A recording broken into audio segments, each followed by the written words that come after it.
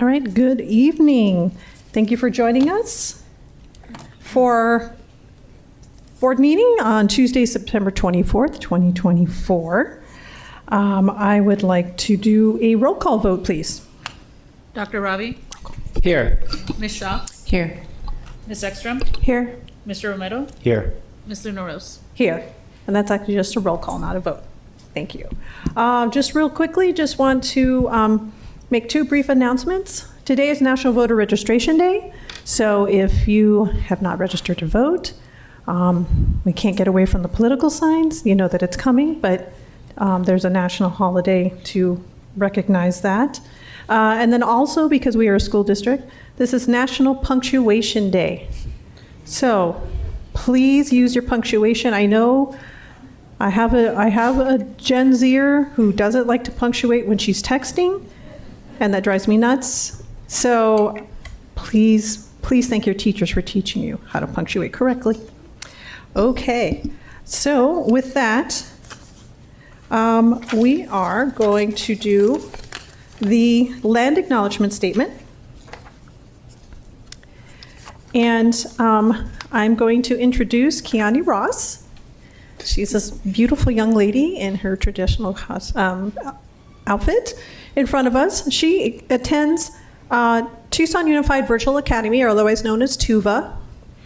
Kiani is proud to be Navajo, Yaqui, and Purepecha. Thank you. She's 9 years old and is in the 4th grade. She loves nature, animals, hiking, camping, and learning about ways she could help to protect Mother Earth. She also loves sharing her knowledge with others. Since she was 6 years old, she has been invited to speak at many summits and conferences and other events that work towards creating a clean environment and clean water for everyone.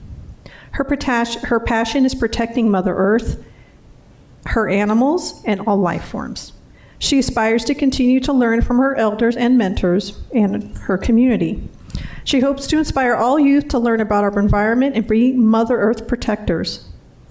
Kiani wants to be a scientist and environmentalist when she grows up, and we need you. Okay, so she's now going to introduce herself.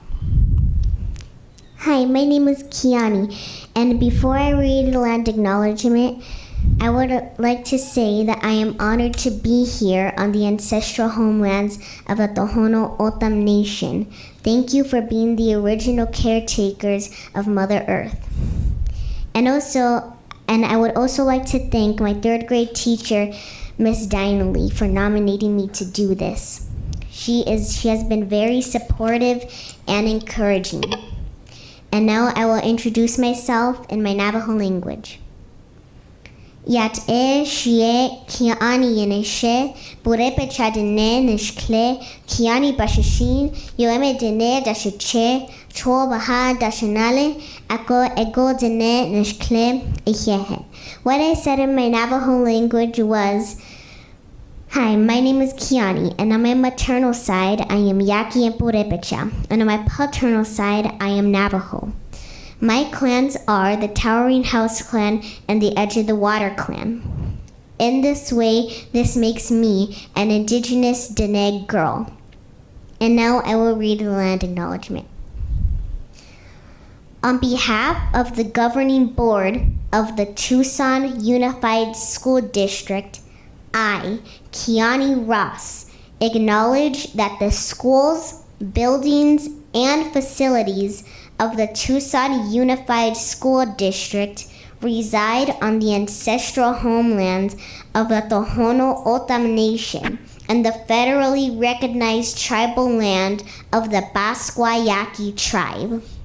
Thank you. Ahehe. Thank you.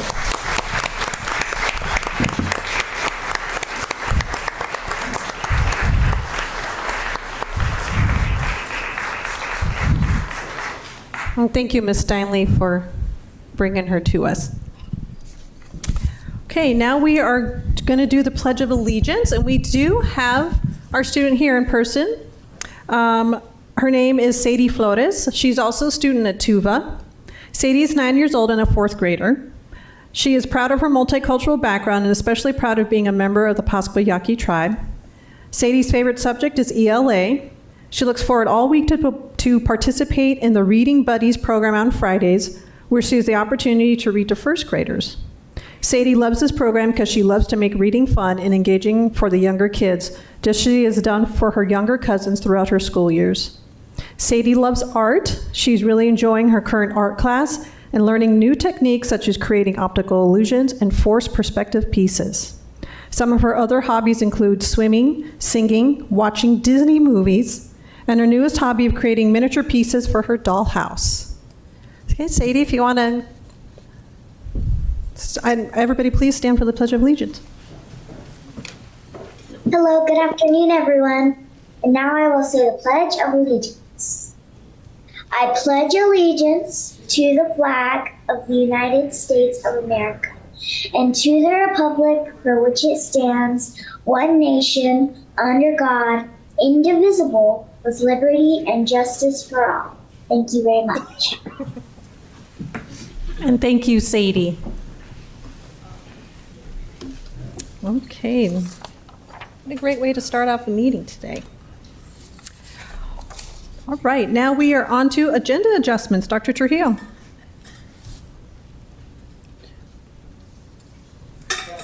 President Luna Rose, members of the governing board, we have two agenda adjustments.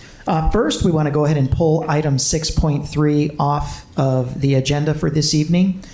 And then secondly, we want to move item 8.2 to follow the call to the audience. We do have a guest from Valley Schools that came in from Phoenix, and we want to make sure that we get them in at the top of the agenda.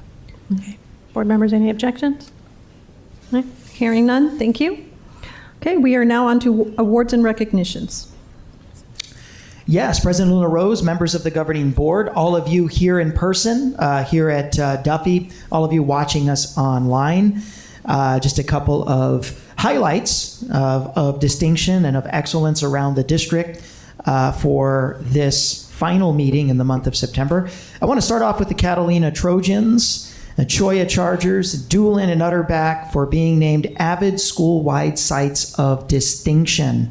These amazing achievements are a testament to the commitment, the passion, and the dedication, and the talent of the respective instructional staffs and classified employees and leadership teams over at these schools. This award represents the highest level of AVID implementation, demonstrating excellence in instructional practice and the promotion of college and career readiness school-wide. AVID achievement via individual determination is one of the foremost frameworks for college and career readiness in the nation for students. It stresses student agency, student self-sufficiency, student confidence, and student self-advocacy when it comes to college-going, creating a college-going culture and a college-going mentality. And these schools have achieved the highest level of distinction within this nationwide framework. So let's go ahead and give them a round of applause. Absolutely. So I will say at this time, we'd like to have our school representatives go ahead and come up. We're going to be presenting the actual awards, our certificates, to our school principals, but we'd like all of our teams to go ahead and come up, and we'll do a group picture.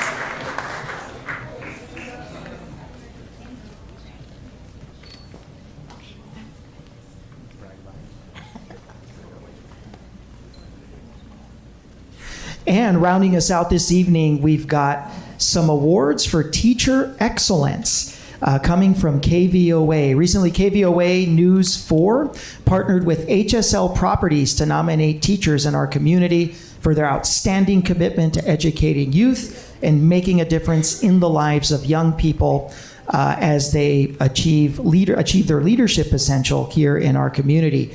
So 3 teachers from the Tucson Unified School District were voted to each receive $1,000 in award money. So we're going to start with, and as I go through the 3 nominees, the 3 award winners, once I finish talking about the 3 award winners, we'll ask our 3 award winners to come up for their recognition, and at that point we'll also have our governing board members come down and we will take a group picture with these 3 outstanding educators for their recognition.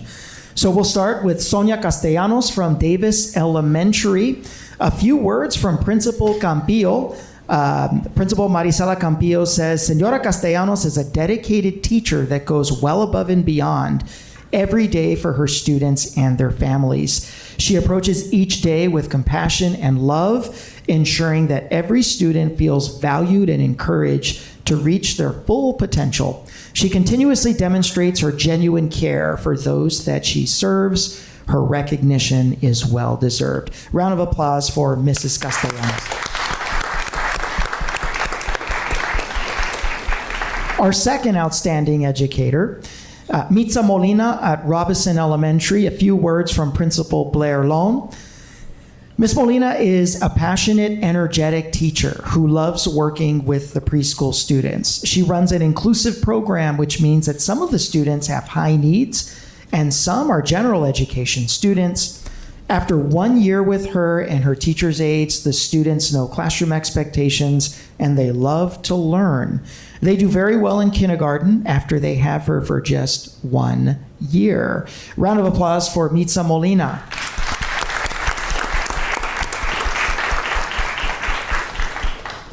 Ms. Martha Vasquez at Safford K-8. A few words from Dr. Catherine Kuhn, the principal there at Safford K-8. Safford has been blessed to have Martha Vasquez as our Spanish instructor. She's not only is a teacher, she is an advocate for every scholar and every family. Rarely can a principal count on walking into a class that is taught at a high level of rigor and engagement every single time. With Maestra Vasquez, this is a sure thing with every visit. So let's give a round of applause for Ms. Vasquez from Safford. So I'd like to ask Ms. Castellanos, Ms. Molina, Ms. Vasquez, come on down. Let's take a picture with our school board members. Let's ask our award winners, come on down.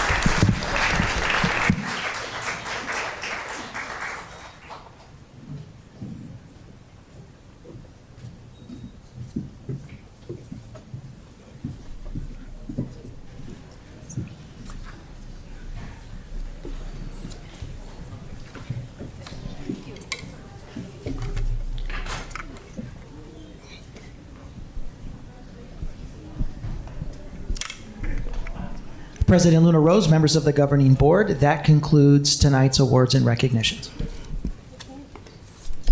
All right, thank you, Dr. Trujillo. All right, we are on to board member activity reports. This is a chance for the board to let the community know what they've done. And the last time we had a special board meeting, which is every other meeting. So would anybody like to go first? Ms. Ekstrom. Thank you. I had the opportunity to tour Myers Ganong. Thank you, Principal Stefanik, Ms. Daly, Queen, and Emily, who were students that were so happy to give me a tour. Such a wonderful school and campus. Queen and Emily really love their school, so it was just so great to see. Next, I was at Soling Tom. Thank you to Principal Dotson. We toured the school. I saw the beautiful campus that they have. They have a thriving PTA, so that was great. Next, I had meetings with the Asian Pacific American and Refugee Student Services Department. Thank you to Susan Osiago, Henry, and Yoon for your time. We were there about an hour and a half, and I really got to learn about all of the wonderful work that they do. Next, I was at Mexican American Student Services Department, and I met with Maria Federico Brumer. And we also had a great conversation on all of the wonderful things that their department does for our students. Next, I was invited to Miller Elementary to Mr. Goretta's 5th grade class. They are participating in the stock market games. So what they do is they actually have, on Friday afternoons, they get to review the stock market. They each have a little pot of money where they can buy stocks. And ultimately, at the end of that game, which is in May, they can win an award. And the top class gets to go to New York, and their whole family gets to go to see the stock market. So thank you to Principal Sable and Elma Alvarez for that invitation. I got to ring the stock market bell, so that was kind of cool. Next, I was at Henry Elementary School. Thank you, Principal Heminger. We spent a lot of time going in and out of classrooms. I had a student who read to me, and that was really great because he was struggling at the beginning of school, and now he can read, so it was really awesome to see. A lot of wonderful teachers and staff there. They really love their school. And then I was able to attend the School Safety Forum, the Bond Oversight Committee meeting, and I also was a part of the TEA community meeting. So that's my report. Thank you. Thank you, Ms. Ekstrom. Dr. Shaw. Great. Thank you, President Luna Rose. Had a couple of visits and events over the last month. I had a chance to visit Utterback Middle School. We focused on reviewing the esports program and an amazing lab that was created over there for the students, both in terms of the school day instruction as well as after school programs. Thank you to Assistant Principal Ricky and IT Curriculum Specialist Heba for the tour and for all the information about our work with esports and trying to engage students in our curriculum. I had a chance to visit the Multicultural Curriculum Department. Thank you, Dr. Rosalinda Rodriguez and Dr. Sequoia and Ms. Aranda for the tour and all the information about what we're doing to ensure that all of our curriculum throughout TUSD reflects the diversity of our student population. I had a chance to get some middle school sports in and see Aliceville Middle School, where my oldest daughter goes to school, versus Doolin Middle School, battle it out on girls volleyball and boys basketball. And had a chance to represent our governing board on the Employees Benefit Trust for our committee meeting as your board liaison. I also attended the TEA forum, on testing. I had a chance to learn a lot from the teachers, the parents, and even some students who were able to talk about their experiences and followed up with some questions to my oldest daughter about her testing experiences and how much testing she was getting in TUSD. And finally, I had a chance to meet with Ms. Dawn Bell, who's the Executive Director of the EEF, the Educational Enrichment Foundation, to talk more about how this organization supports the work that we're doing in TUSD. So the EEF, if you're not familiar with it, is a nonprofit organization that's focused in on supporting our TUSD students, especially those who are underserved. They have a luncheon coming up October 30th. I'll do a quick plug for them. The Ray Davis Humanitarian Achievement Award Luncheon, October 30th. You can learn more by just Googling EEF Tucson and going to the website. They are also a tax credit eligible organization if you're wondering who to give your tax credit money to and trying to get something that goes to the students of TUSD. So a great meeting with Don Bell at EEF, and I want to plug that organization here at this meeting. Any other board members? Ms. Shaw. Thank you, and good evening, everyone. As you know, I'm a sports mom now, and so I had the opportunity to see a bunch of volleyball games over at Seacrest, Dodge, and Palo Verde, which was fabulous. So great job to all the students who are participating in sports. I know it takes a lot out of you, and you have to practice like 4 days a week, and so yeah, good job, everyone. I had a meeting with Stephen Cota Robles, who runs the Tucson Food Family, who they create kits for our families over at Safford, where basically students are able to cook their own meals. They get like a meal kit with ingredients and then sent YouTube videos about how to cook them. And if they don't have like the pots and pans or what have you, they'll be provided with that. And so they're actually looking to expand their program into more of our TUSD schools. And so I'd love for us to maybe look at that at a future agenda to help them out with that. Let's see, I also attended the convening of some TEA members to talk about testing and its impact on teachers and students. I learned a lot as well. And I also was given a couple petitions to circulate for people who maybe want to change that in our district. So if you want to know more, reach out to any TEA members in here, the folks with the red shirts, or or me. I can maybe help you know more. But yeah, definitely the TEA members are more versed in that than I am. Let's see, I got a call from a concerned community member where at one of these like Saturday games at Palo Verde, there was an incident. And so I was, didn't know what to do, but I called the school safety department and they sent someone out over there. So yeah, I want the community to know if there's ever anything that happens at any one of our sites, you can always call our school safety department. They are open 24/7. Just search school safety department and they'll bring you to the number. So thank you to our school safety team. Let's see. With all the online threats going around recently, I was also like unaware of a lot of details.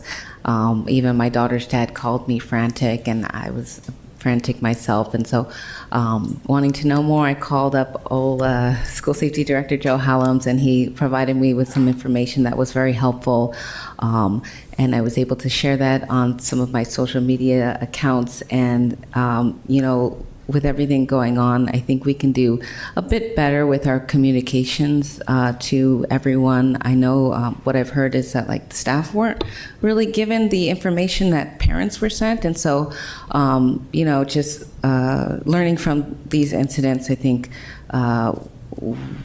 we'll do better next time in providing information to our community at a faster rate. That being said, I was also at the social media threat forum that happened virtually, what was it, last week? And for those of you who weren't able to get a Zoom link to that forum, there is one on YouTube. You could watch it again. If you just go to YouTube and search like Tucson Unified, it'll bring up our little site, and then you could find the video. But I think Dr. Trio mentioned that we may have another one if you're interested, but I'll let him talk about that on another date. Let's see. I attended the Alternative Education Advisory Committee as the board liaison. We spoke about possibly extending DAPE beyond 45 days, and also some potential new members to that committee, so look out for that later in the agenda. And then today I attended the League of Women Voters of Greater Tucson Running and Winning event, which took place at Pueblo High School.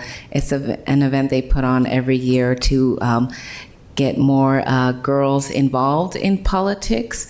And so myself and other elected officials were there, and we kind of gave a little mini talk about like why we ran for office, and then each group of girls had the opportunity to campaign on a specific issue that was important to them, and then like give a speech, and then all of them decided on who like won that pitch basically. So it was a great event that they do every year. So thank you to the League of Women Voters of Greater Tucson and Pueblo High School for hosting that event. Some of the girls had issues that related directly to schools, like bathrooms. Others were more national with healthcare for veterans. But I think it's important for everyone to get involved in the political process, whether it's mock or doing it for real. So yeah, that's it for me. Thank you. Val? So had a meeting with Yolanda Nunez at TAP, get some education on our credit recovery programs that we have at the district. Had a chance to meet up with Jesus and his awesome staff. Yes, Julie, I'm talking to you, at Dietz, and the huge hospitality that they have over there. And I got invited back for a birthday burger, so I'll see you guys again this year.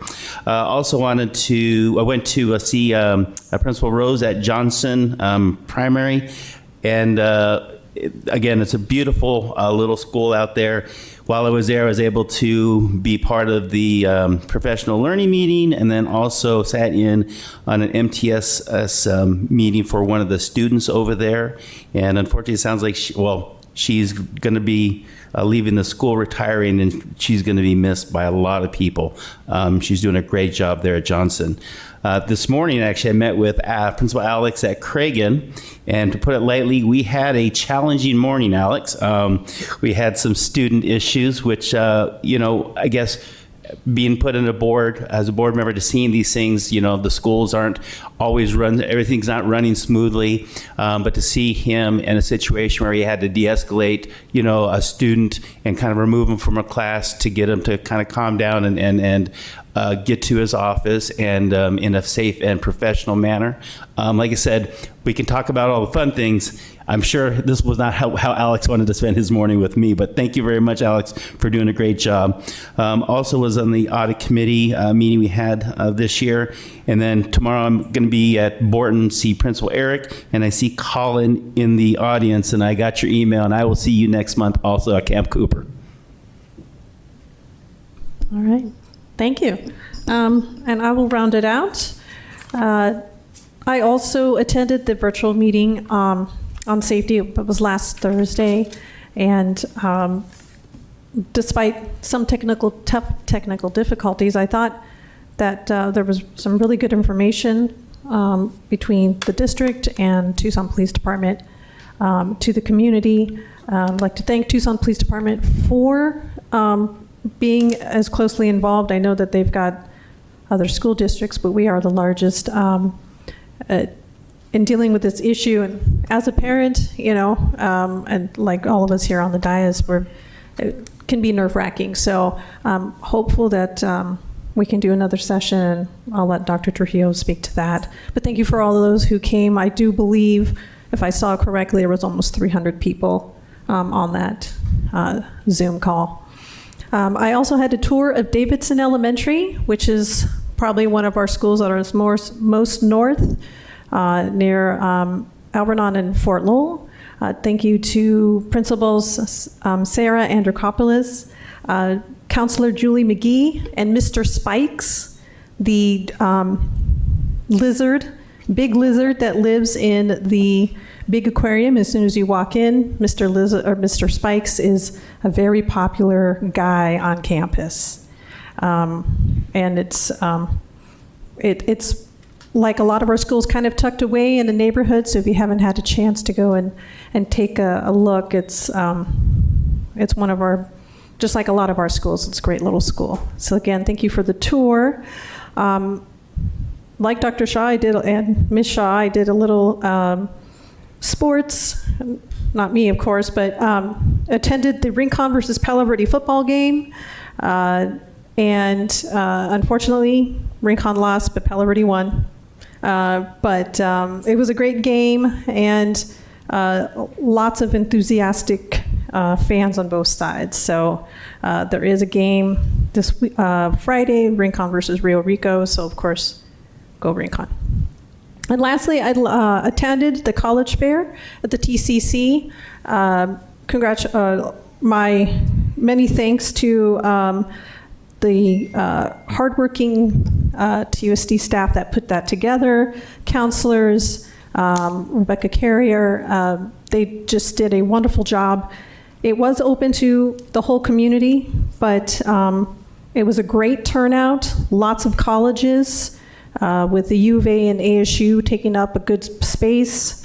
And there was more kids at the U of A table than the ASU table, so that was good.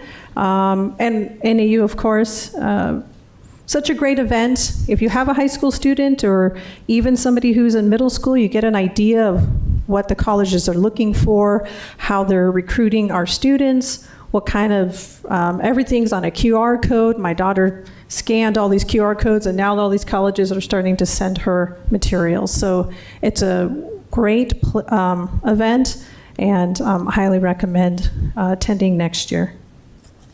Okay, so that is it for board member activity reports. Now we are going to call to the audience, and I would like to give the mic over to my colleague, Ms. Ekstrom. Thank you. Public participation at board meetings. Members of the public may speak during call to the audience. The governing board clerk shall be responsible for recognizing speakers and for maintaining order where it may be appropriate. Those who speak in person or want to have their comments read shall email or call the board office or complete a request to address the board form before the meeting. Speakers who have not completed a request form are not permitted to address the board. The speaker must state their full name and topic prior to addressing the board. Speakers are encouraged to be brief with a maximum time of 3 minutes. While more than one speaker may speak together in the time allowed, speakers are reminded that they are not allowed to speak more than once, and they may not transfer or delegate their time to others. If there are documents for the board, please give them to the board office staff, and they will ensure each board member receives a copy. Those attending the meeting and or speaking before the board shall observe rules of good conduct. Speakers shall also refrain from inappropriate or slanderous remarks. And because TUSD serves students from preschool through high school, speakers should be aware there may be children present and listening. At the end of the call to the audience, the governing board president will ask if any board member wishes to respond to a criticism, wish to ask staff to review a matter, or wish to ask that a matter be put on a future agenda. No more than 2 members may address each topic. Contents of this card are public information. Our first speaker is Lucas Lowe.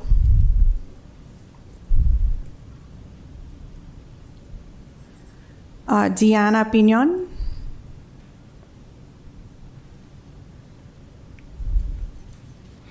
Patricia Tabazinski. Perfect, thank you. Hi, my name is Patty Tabazinski, and I'm addressing the issue that has been, brought up regarding the academic integrity of our APEX program, specifically that it's been called fraudulent by several people, including our state superintendent. I've been a teacher for a long time, over 20 years. This is my 3rd year at Tucson High. My job is so vital for these kids to be graduating high school. I feel like we have to address the underlying issue, and that is that kids are allowed to fail multiple years worth of schooling, and then they get slammed as a senior with tons of credit recovery. I personally have never had a student say to me, I'm so glad they let me fail for 3 years in a row. I have students every day that say, Miss, why did they not let me make it up sooner? Some of the solutions that I feel like will be vital are a mandatory makeup immediately. If a student fails 9th grade algebra first semester, they should not be allowed to go to 2nd semester without mastering that content. Number one, it's a huge disservice to them. They're not going to understand the 2nd semester concepts if they don't get that first semester down. Then they shouldn't be allowed to go to geometry if they have not mastered all of Algebra 1, first and 2nd semester. I feel like we need, as a community of educators, we need to get a hold of this immediate makeup right away, and not let them wait for years at a time. The second thing is pre and post testing, real-time interventions, not next week or next month or next year or in 6 months. But kids need, even at the secondary level, they need real-time academic interventions. They can't wait. It goes away. And then it's like, oh my God, let me be, 18 years old trying to recall 9th grade math. It just doesn't work. The third thing is that a browser lock. We need to get a browser lock for Apex, just like Pearson has for Pearson testing. When kids open that Apex browser, they should not be allowed to open anything else, okay? And I do my darndest to try and, get on everything, but it's really, really challenging. And if there was somehow a digital browser lock that we could buy and build into Apex, that would help so much. I'm just gonna rush through the rest of this. Also, the academic rigor of Apex. I love Apex. I do a lot of it myself, mostly the math, because that's what students struggle with. We need to up the rigor, period. There is no rigor in Apex. It says none a lot of the time, and I'll shut up then. Okay, Thank you. Next is Dolores de Vera.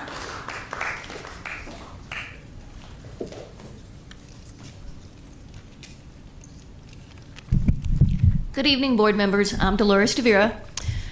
So one of the things I learned from the ESI debacle of many years ago is that admin or contractors can come into this boardroom and claim whatever they want about what the contractor will provide, but if it is not actually written into the contract, no one was really held to what was said many years ago with the ESI. Tonight you will discuss contracted special education and other substitute services. When you look at the PowerPoint, it says in bold that the hires will be certified. A lot of charter schools in town tout that they only hire certified teachers. So I want to remind you, substitutes in public schools do in fact hold certificates. We are in fact certified teachers. If you want to make sure that the people you are hiring through these third-party contractors have expertise in the subject matter or in the grade level they will teach, you need to specify in the contract what kind of certification you will accept. Maxim, which now goes by a different name, is advertising that they are looking for general education teachers with a bachelor's degree or higher, and a licensure as applicable by the state or the contract. You gotta put it in the contract. They are also saying that they will pay $33 an hour, which works out to about $247 a day. Now, as a day-to-day sub, I earn $160 a day. You offer me long-term positions at $175 a day, only $15 more to do a lot more work. If you offered TUSD subs $247 a day, of course, a lot more would be interested. You haven't offered these jobs at the hard-to-fill rate of $200 a day. Why aren't you offering TUSD subs a higher long-term rate? I am really pleased that soon we will be negotiating a contract because clearly you have the money to pay more. You're doing it through the third-party contractors. And a lot of our subs are going over to these third-party contractors which are recruiting for around Tucson. So thank you. Thank you. Next is Jerry Schuster.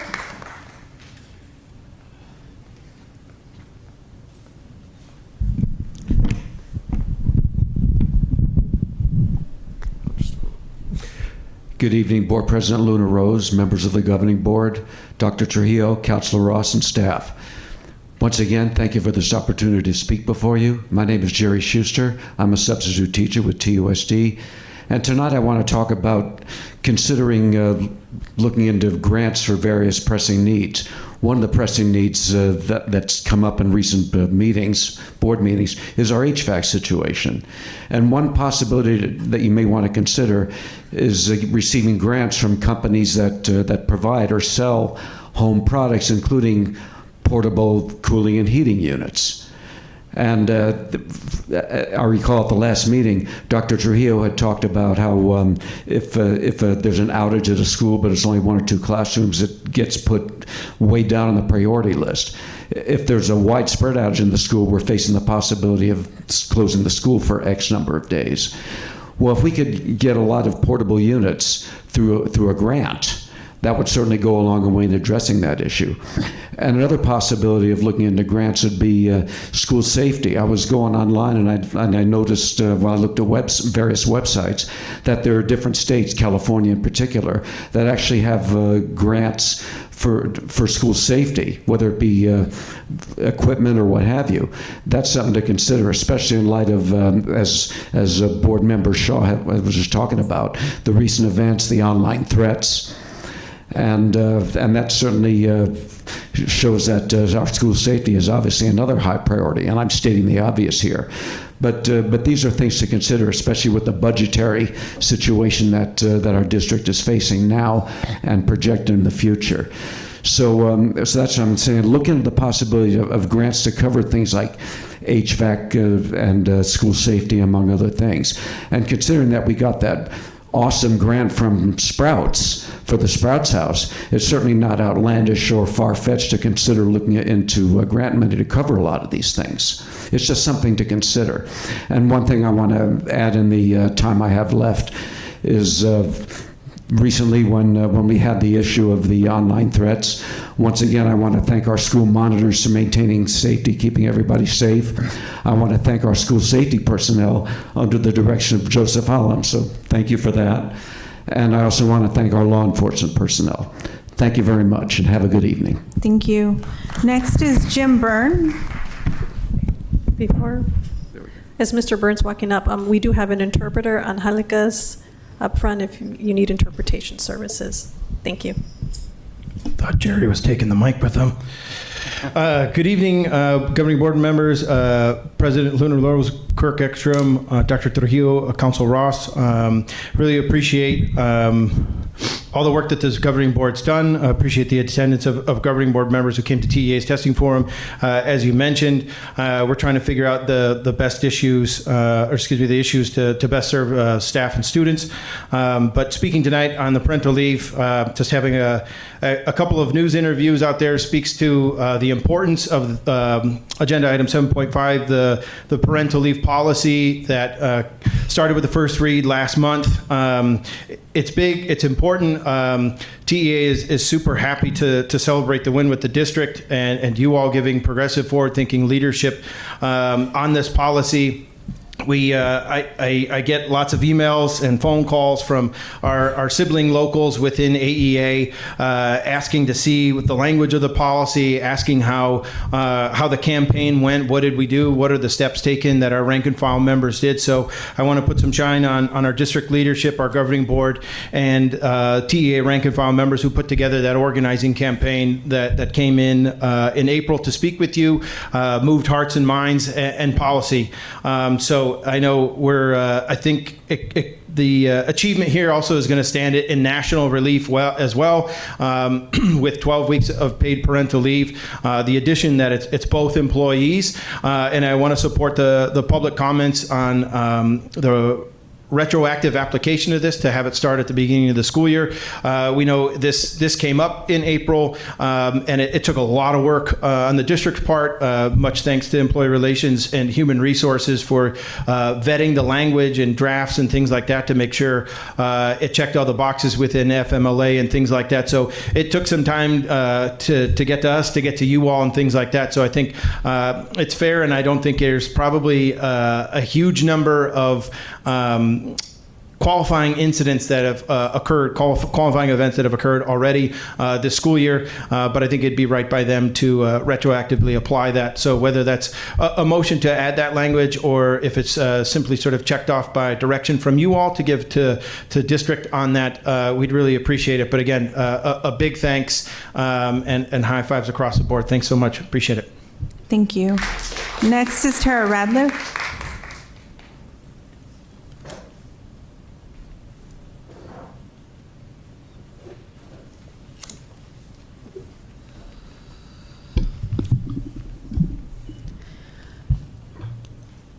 Good evening. My name is Tara Radliff. I'll be speaking on transparency, integrity, and fiscal responsibility. I'm going to present information and we'll have questions for the board and legal counsel. In May 2020, Ravi Shah and then husband Tim established an LLC. Ravi was listed as a manager of this LLC.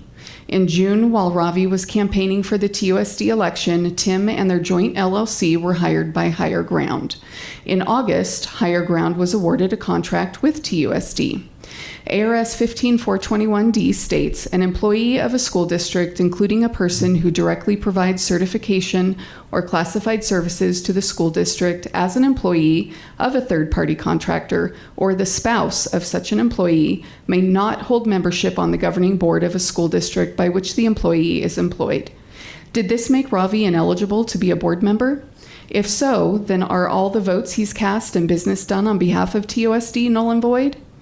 Ravi signed a TUSD conflict of interest form in November 2020 regarding Tim being hired by Higher Ground and affirmed that he would not participate in any matter related to them. On December 6, 2022, Ravi voted to double expenditures for the remaining Higher Ground contract, which amounted to $2.9 million. ARS 15323A1 states it shall be unlawful for a member to vote on a specific item which concerns the employment or remuneration of such member or any person related to such member who is a spouse. Was Ravi's vote in violation of TUSD policy and state law? In August 2023, Ravi signed another TUSD conflict of interest form stating he had no conflict of interest to disclose. At that time, he was still legally married to Tim. Their divorce wasn't finalized until December, and he was still listed on their LLC as a manager. He was later removed in February 2024. Was there still a conflict of interest present at the time he signed this new document? This information has the appearance of a disregard for transparency, integrity, and brings into question the financial responsibility of this board. I believe it would be in the best interests of this school district to investigate this matter. Is it not legal counsel's duty to do so? I have packets with documentation for you, and I'll be turning over additional packets to the proper authorities. Thank you. Thank you. Next is James Beard.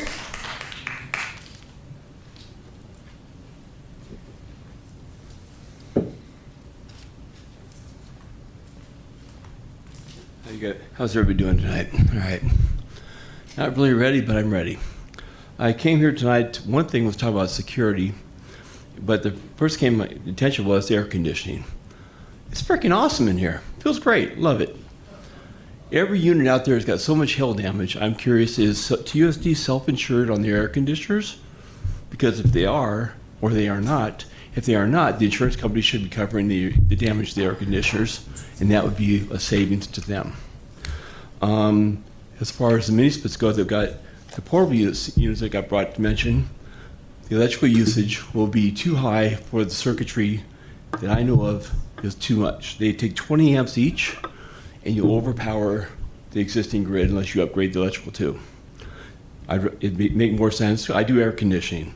It would make more sense to apply that fund to a whole school system versus the portables, because you have water issues on the ground. There's constant maintenance. It's going to be way more trouble than it's worth, cost-wise. Something to consider. As far as security, been sleepless for for a long time now. The cybersecurity thing that's going on right now. I got grandkids. They won't go to school. They're in fear. So a couple nights ago, about a week ago, not even a week ago, I came up with this idea, driving to see the full moon rise. Everything's come together. I see a football game at Santa Rita High School. I talked to this gentleman, tells me about POPs. 4 years ago, you talked about it on some social channels. I haven't heard a dang thing about it. Nothing at all. It's been ghosted since then. Then Lehman Academy in Phoenix has about 60 parents that does something called, I can't remember what it's called right now, but it's been all over the news this week about parents monitoring their kids' schools. We live in a retired military police community. I know of 12 officers I reached out to that said they are bored and they would be willing to just randomly go to a school and hang out. Have you guys reached out and even considered this thought? They're retired, they want to do something with their time instead of golfing all the time. It just might be an opportunity. And everybody wins. The military wins, they get a kudos in their hat. You guys win for getting them involved, It's a great community involvement thing. I think it'd be a good merge. But you might want to look into Leavens records, what they've been doing, and maybe mimic that, because it's being mimicked in other parts of the country right now. Just have a great night. Thank you. Thank you. Next is Martha Smith.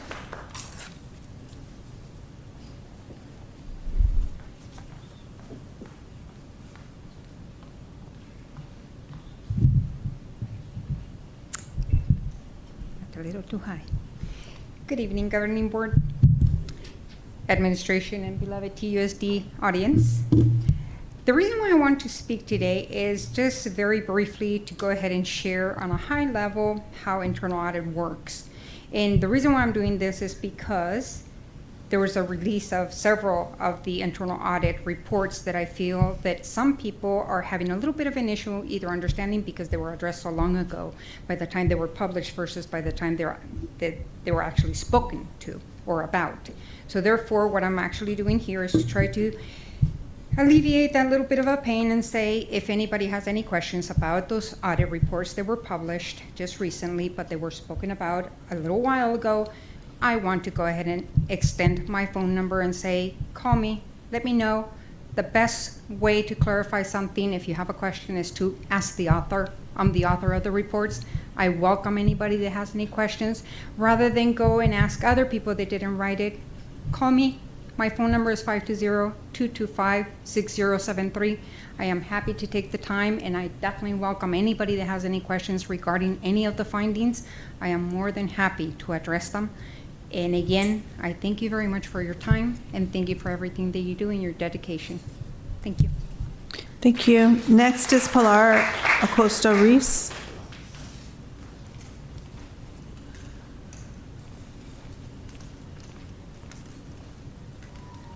My name is Pilar Acosta Ruiz, and it's good to see people in the audience today.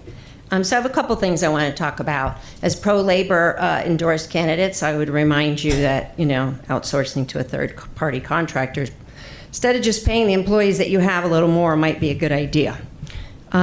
Also, you have a lot of really qualified safety personnel, school safety. Most of them are retired TPD or something similar. I hope that you are consulting them before you go and spend more money on more consultants. Also, I don't know if you've ever, I think this gentleman spoke to something similar. There's a group called, I believe it's called the Rangers in town that are also retired military, retired police, and they volunteer a lot of their hours. I think that it is time to use the bond money as it was intended. Safety and building maintenance, which would mean air conditioning for the teachers. I see you're gonna buy, some portables, which will probably be good in the spring, because now it's almost fall, or it is fall. But safety should be your priority. Safety and air conditioning units. And I appreciate the first woman that spoke about the Apex. My would-be son-in-law was one of those students who, when he was a senior, he still needed to make up 3 years of math. And nobody ever told him. So she's right on. We need to be able to catch these kids. The system should be flagged for the school counselor, something. When they fail, that's when we need to catch them, not 3 years later when now they're a senior and they got to make up their whole high school career of math classes in order to graduate. And I know from experience that he did kind of whiz through those credit recovery classes. So, in my opinion, we failed him, as we fail many students. So I hope that you take a serious look at the credit recovery program. One simple thing you could do is have students test in person. Take the class wherever you want, but test in person. But really, you need to figure out a way to catch them early. And if you don't think you have money left in the bond, I know you have a 10% discretionary, movement area. Let's just fix the air conditioners in the schools. Let's get the schools safe. Just get and then education, not all the other fluff. And wow to some of the information that came from this podium tonight. Thank you. Next is Lillian Ms. Fox. Ekstrom? Yes. We're at the 20-minute mark. Okay, I'll make a motion to extend call to the audience. Second. Motion by Ms. Ekstrom, second by Ms. Shaw. All those in favor say aye. Aye. Aye. Any opposed? Okay, the ayes have it. Thank you, Ms. Ekstrom. You may continue.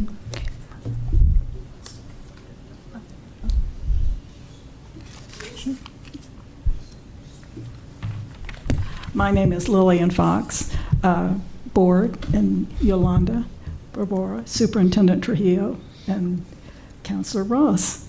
That's homework for you later. Don't worry about it. You don't need to see it now. I'm giving you this thing again. It shows how far behind TUSD is.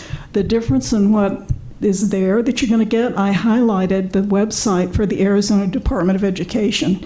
The particular place I highlighted is where you go when you want to look up and find out how well a school district is doing, or if you want to look up a particular school. Every one of you, excuse me, ought to know how to do that. It's really easy once you know that website. The other thing I highlighted is the Auditor General's spending reports on schools. That's really, really important. TUSD every year for a million years has had their administrative costs listed as very high. You've got like 47 students per administrator, whereas the other big districts have 72 students per administrator, and the average for Arizona is 63. You have way too administrators and you pay them a lot. The other thing that's here, you've been told the reason our schools are doing so poorly is because the other districts are teaching the test. No way.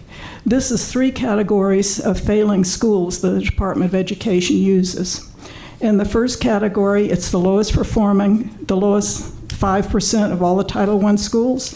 We have 6 TUSD schools out of 93 schools in Arizona as a whole. Arizona has over 2,000 schools. Only 93 of them are in this category, and 6 of them are ours. The next category, we have a high school that's also failing. It's the Catalina Online Learning Experience because they're failing to graduate enough students.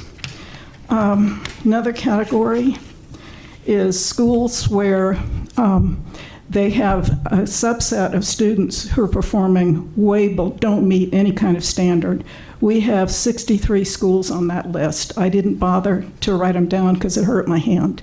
Then there are the targeted support improvement schools. Out of the 32 schools in Arizona on that list, 8 of them are ours, 25%. These are schools that have been on the bad list for 3 years in a row and have essentially not made any progress. We need to do better. TUSD is suffering from extremely low standards. There's no excuse for how poorly we do. Thank you. Thank you. Next, we have 3 comments to be read. First is Lydia Aguirre, Student Safety. Dear board members, I noticed that after the recent Georgia school shooting, Centegix was highlighted as a security system that teachers were armed with. The police officers who responded were interviewed, and they stated that they believed the fact that teachers were able to immediately access this security system saved many lives. I know the former colleagues who currently work in other states who also utilize this system. They speak very highly of it and utilize it for more than possible school shootings. They are able to summon immediate help regarding student health issues in the classroom, for example. When they activate an alert, it informs responders of the exact location of the incident. I urge TUSD to be proactive and examine the possibility of acquiring and implementing this system sooner rather than later. Student safety should be top priority for our district, as it is most definitely a top priority for the parents and students we serve. Lydia Aguirre. Next is Guadalupe Henninger, hiring psychologists. Good evening, Superintendent Dr. Trujillo, President Luna Rose, Clerk Ekstrom, and board members.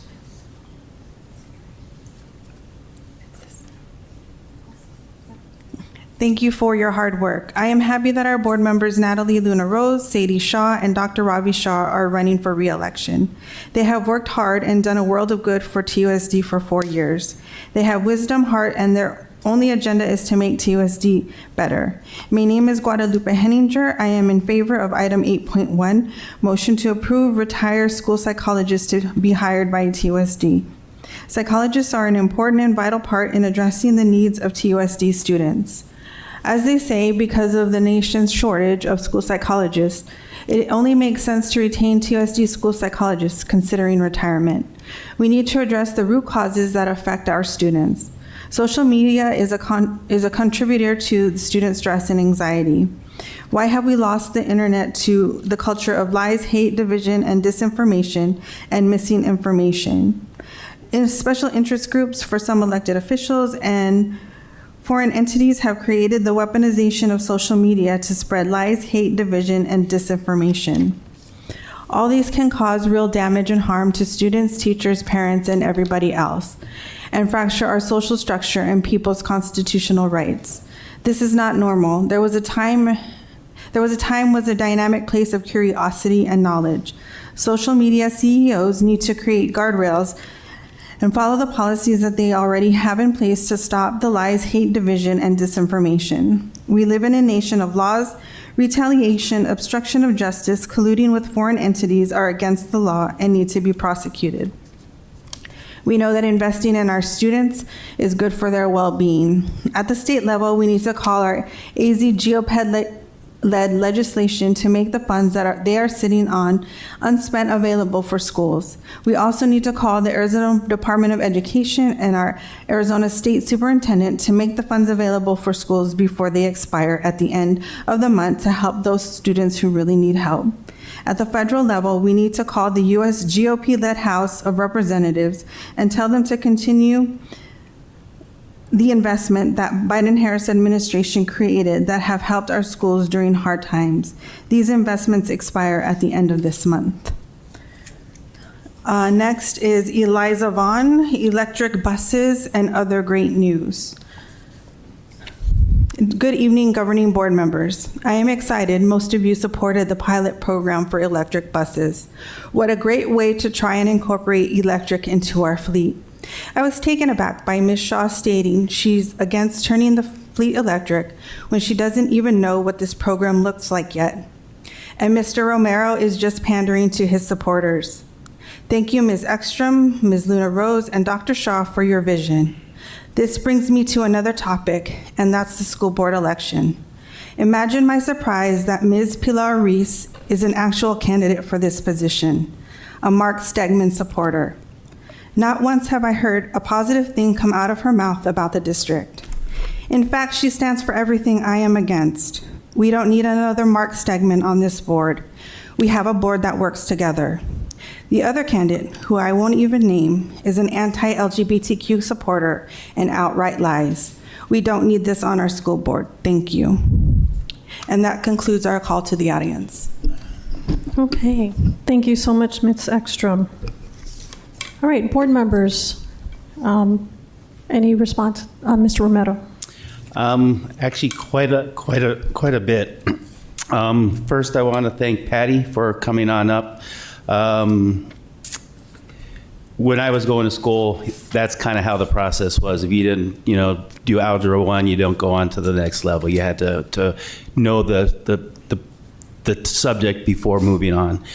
I'm not sure, again, I've been disconnected with the public school system as far as that goes. I would like to definitely revisit that because I believe I know for a lot of people that's a successful way for our students and to do them a service. You had mentioned digital browser locks. I never even heard of something like that as far as a recommendation. And I would love to have at least our administration look at everything that Patty had written up for us. She wrote it up here as well, so we can kind of look into that a little bit more. But I would love to have discussion more on that. Another speaker, Tara. I guess Rob Ross, since this is kind of legal, I guess I'm looking for you for guidance on looking at I haven't looked at the folder yet, but we can look into those. Dr. Trujillo, there was a gentleman mentioned POPs, and you said you had talked about that. Can you tell me what that was?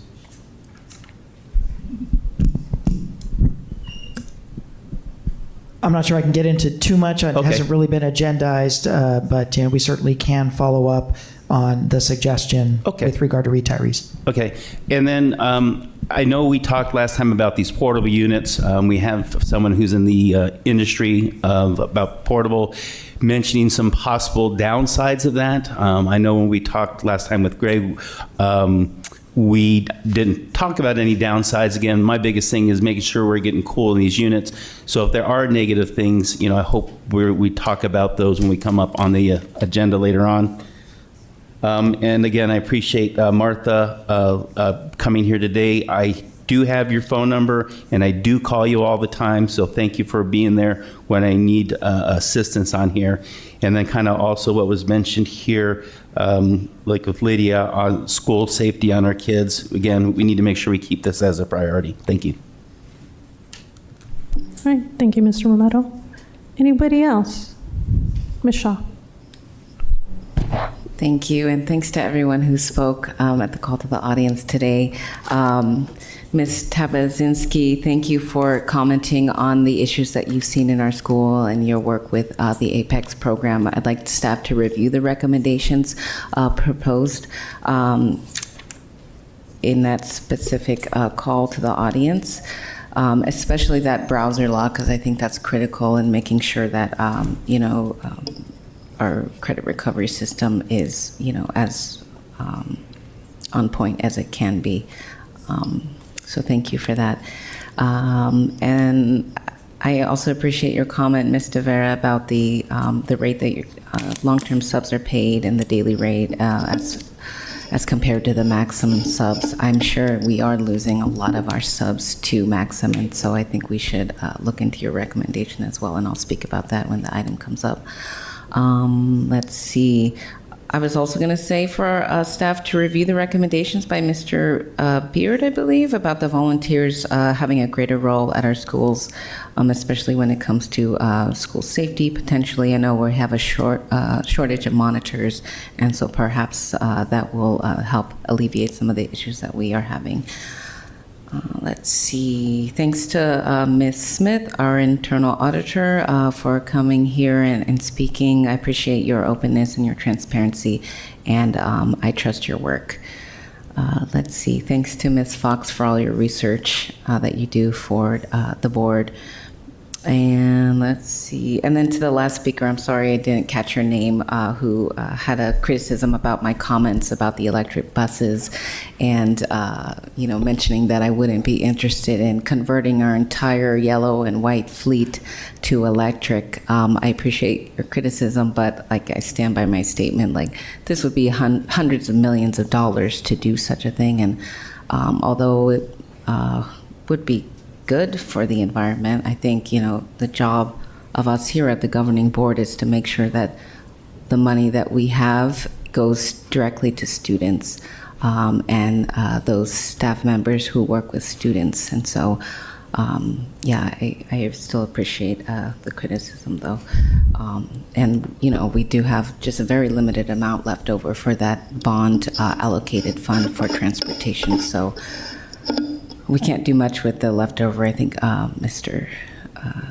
Ricky said there was 13 million left over, so certainly that wouldn't convert the rest of our fleet. So, just trying to be fiscally responsible in light of an upcoming potential deficit of 20 million for our next school year. So,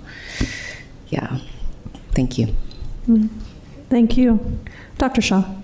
Thank you, President Luna Rose, and thank you, everyone, for speaking this evening.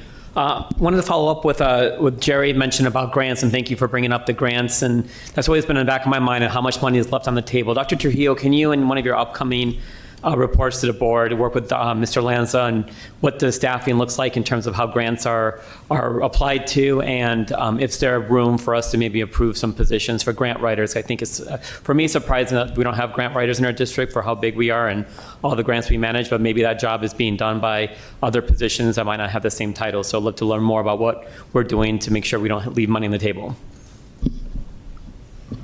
All right. Thank you, Dr. Shaw. Ms. Ekstrom? No? I just also want to piggyback back, Dr. Shaw. Mr. Schuster thanks you. You're always loyal in coming down to our board meeting, so I appreciate you bringing up the issue of grants. I know a lot of our teachers use grants in their classrooms to get things done. So, Dr. Trujillo, I'd like to follow up on how we can utilize that more, and that perhaps some positions or something, or at least get a list of grants that the district uses to the board. Oh, Ms. Ekstrom. And can we get a presentation on Apex and what all that entails? Oh, yes.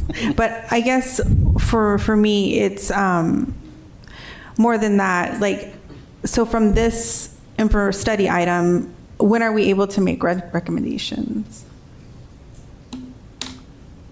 So we'll be able to discuss a lot of it later on. So generally, like something like the locks on browsers, straight up administrative.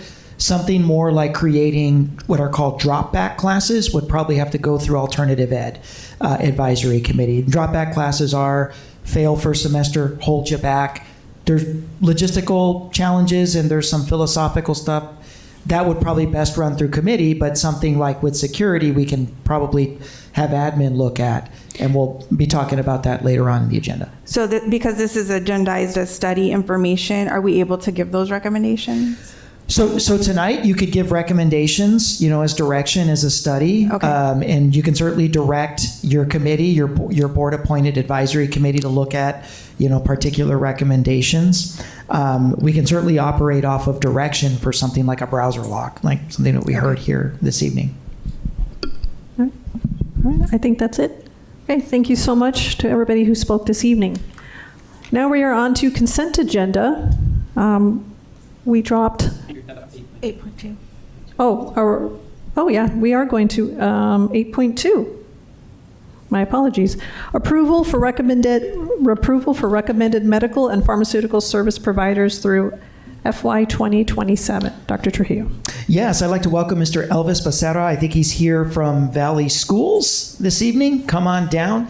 We do have Mr. Fernandez. He is feeling under the weather this evening, but he is joining us virtually. Certainly hope you're feeling a little better, John, our Chief Human Capital Officer. And then for the financials, of course, we've got our Chief Financial Officer, Mr. Ricky Hernandez. So I'll turn it over to our Chief Human Capital Officer, Mr. Fernandez, to lead us off. All right, thank you. Thank you, Superintendent, and good evening, Board President Luna Rose, and members of the board. Also joining today, I believe we have Rosie Ledesma, who's our benefits manager from HR, as well as Carrie Wiley on our benefits staff. I believe Elvis has also brought his colleagues, Kendall Taylor, as well as Jameson Davis from the Valley Schools group to assist with any questions that you might have. And then we also have Diana Kerfoot from purchasing to offer to answer any questions you might have on the purchasing side. So it's a big team effort to get to this point, but we wanted to bring this proposal to you, and I'll kind of get into the reasons why on our next slide. So for those of you, I know Dr. Shaw, who sits as a liaison. Current status, just as a reminder for the rest of the board, the current status of our TUSD medical and pharmaceutical plans is that essentially the contracts that we have in place expire at the end of this school year. So our contract with UMR for medical coverage and CVS for pharmacy need to be they expire in June, and we need to go out essentially to extend coverage in beyond June 2025. So this is one of the reasons we're here today, because we need to decide how to move forward beyond next June. In addition to that, we just started the work of the Health Insurance Task Force that the board created, and which has started to meet in August of this year. We have a plan at the task force to really go through a number of the things that the board has raised in terms of reaching out to employees to get input on our benefits plans and what they'd like to see included in the future, to talk a lot about the challenges and the trends that we see in the insurance market, and also to consider alternate design options, for the long term that we'd like to bring back to the board at the end of the school year once we've got a chance to do our work. The trouble is, while we're trying to get the health insurance task force started, we also need to make a determination about how we extend our insurance plan beyond June 30th, as I said before. So we have typically we have two options. Typically, the option we go with is the RFP, which would lock us into a 5-year plan for our medical and pharmacy. And then the other option, which is what we're bringing to you as our recommendation tonight, is to do a short-term medical pharmaceutical benefits plan through Valley Schools.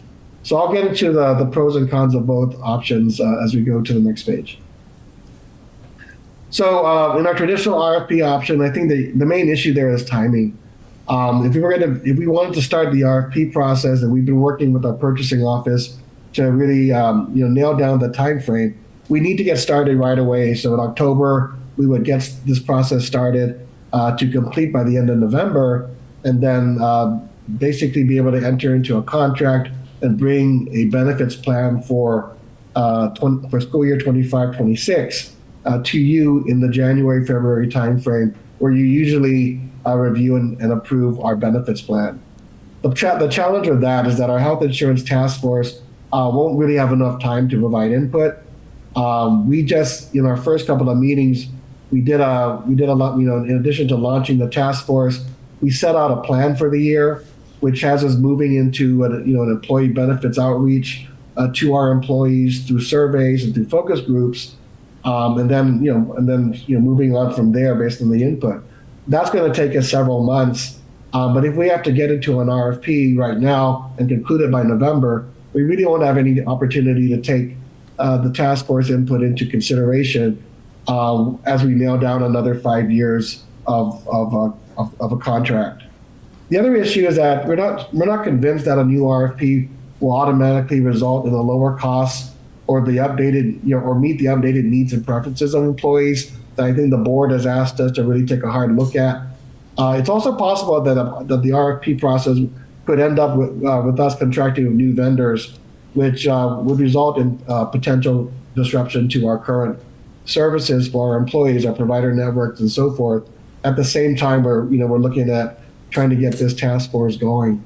So again, the main issue with the traditional RFP is timing at this point, and also wanting this health insurance task force that the board created to have a chance to work. Next slide. So what we're bringing to you today is basically option 2. As you might be familiar, Arizona law currently authorizes school districts to jointly, basically to join together to purchase employee benefits, and to do this through the establishment of a benefits trust. Well, such a trust was established back in 2005, the Valley Schools Employee Benefits Group, and TUSD has been a member of Valley Schools since 2013. We currently already use Valley Schools to get access to their life, short-term disability, dental, vision, accident, hospital indemnity, critical illness, and FSA plans. We have the option, but we've never moved forward with it, of also accessing their medical and pharmacy insurance plans for the short term as well. So we do have that option. And before we move forward, we actually want to bring this to the board for your approval and get that signed off on before we move in that direction. So allowing us to work with Valley Schools to basically for the next 2 years to access medical and pharmacy benefits would allow us to minimize disruption to our employees and our provider networks, because Valley Schools already contracts with United Healthcare, which uses the same current provider network that we have under UMR, and they also are able to directly contract with CVS to extend our current pharmaceuticals. Next slide. So in short, what we're asking really is to authorize TUSD to move forward in partnership with Valley Schools for the next 2 years to access their medical and pharmaceutical plan through United Healthcare and CVS.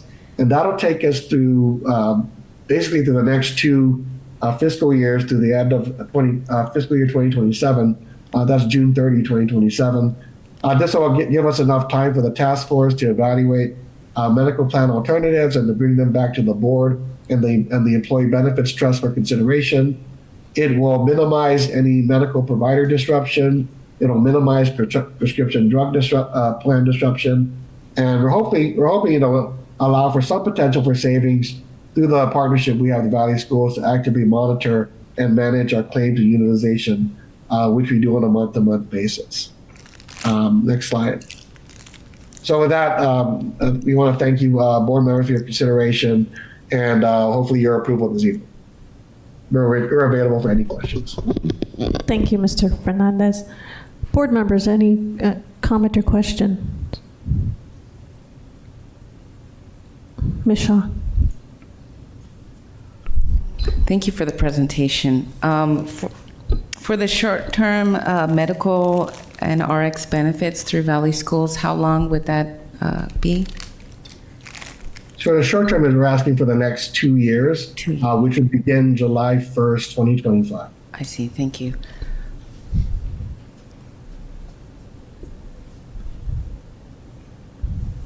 Dr. Shaw?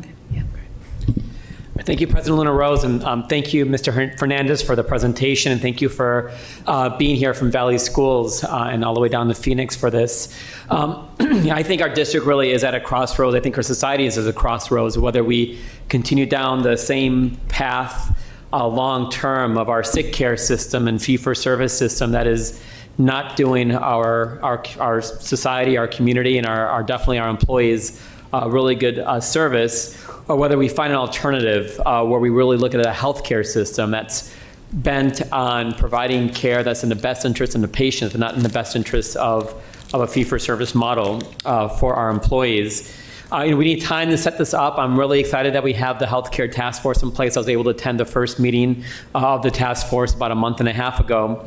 And thank you to Jim and TEA and AFSCME and CWA for getting members of this task force. We're going to get a really employee-driven a group that's going to help make sure that any changes that do come down the pipeline are being vetted by our employees that are affected by it most. And what this proposal tonight will do, instead of locking us into a long-term 5-year plan that we're stuck with, which is just perpetuating the sick care system for our employees, this gives us opportunity for the next 2 years to really explore alternatives to this sick care system and really find, I'm hoping we find something that's going to be a good alternative that really values patient outcomes and our employees' well-being and health and reduces co-pays, deductibles, and other things and other barriers to care so that our employees can actually receive services in this really expensive marketplace that we have. So I'll move the item tonight.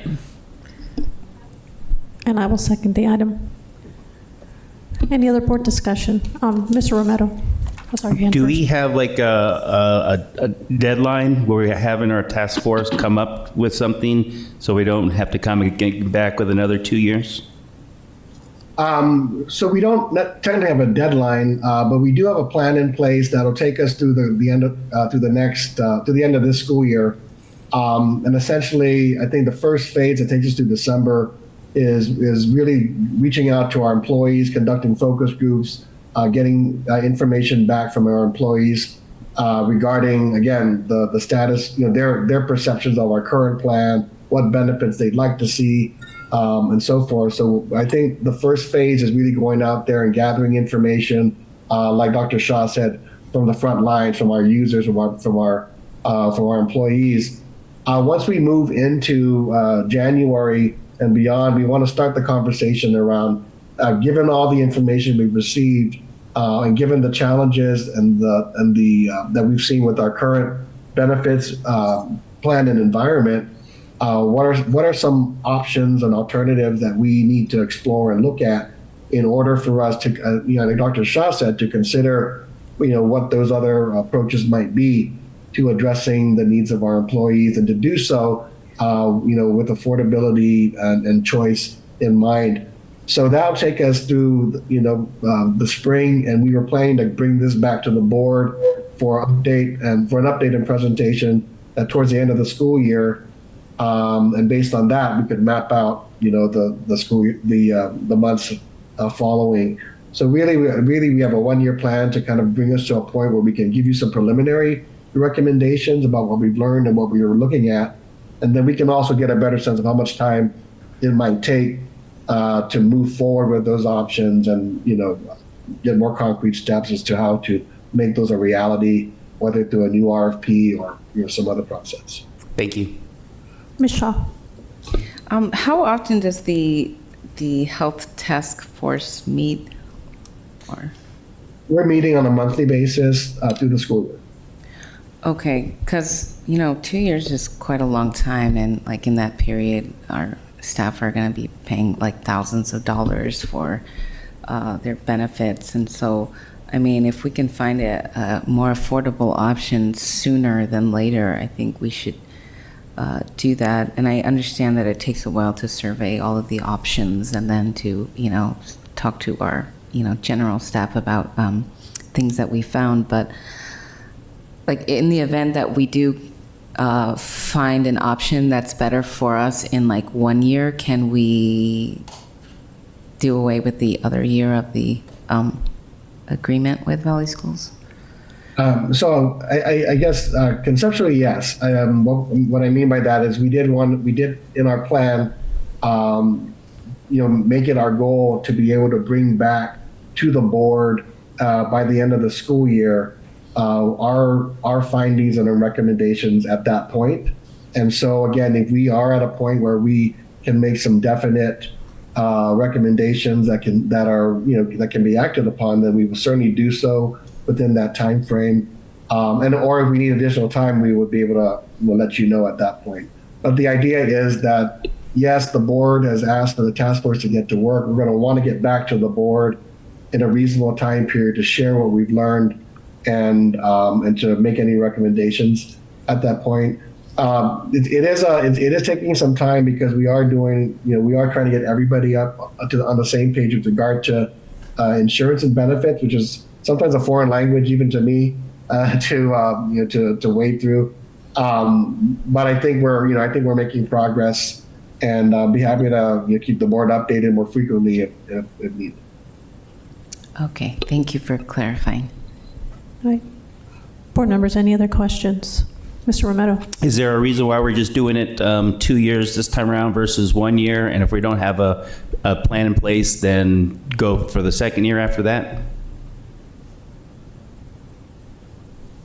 I think we recommended 2 years just to give us I think the time needed to do the task force work. The way we've mapped it out is we would probably not be in a position to make an immediate recommendation to put into to start an RFP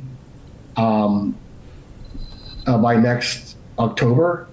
Or if we were, we would still need Valley Schools to be contracted through the end of that year. So the 2 years would give us, so if we were able to move this year to a set of recommendations and go into an RFP process, we would be able to change that 2 year time frame at any time. Because Valley Schools, we're a member of Valley Schools. We could shorten that at any time if we got to a point where we could do an RFP and we were confident that was the direction we want to go. So just sorry about that. I don't want to confuse it. In summary, we did 2 years. We thought it was a reasonable time frame. We could shorten it.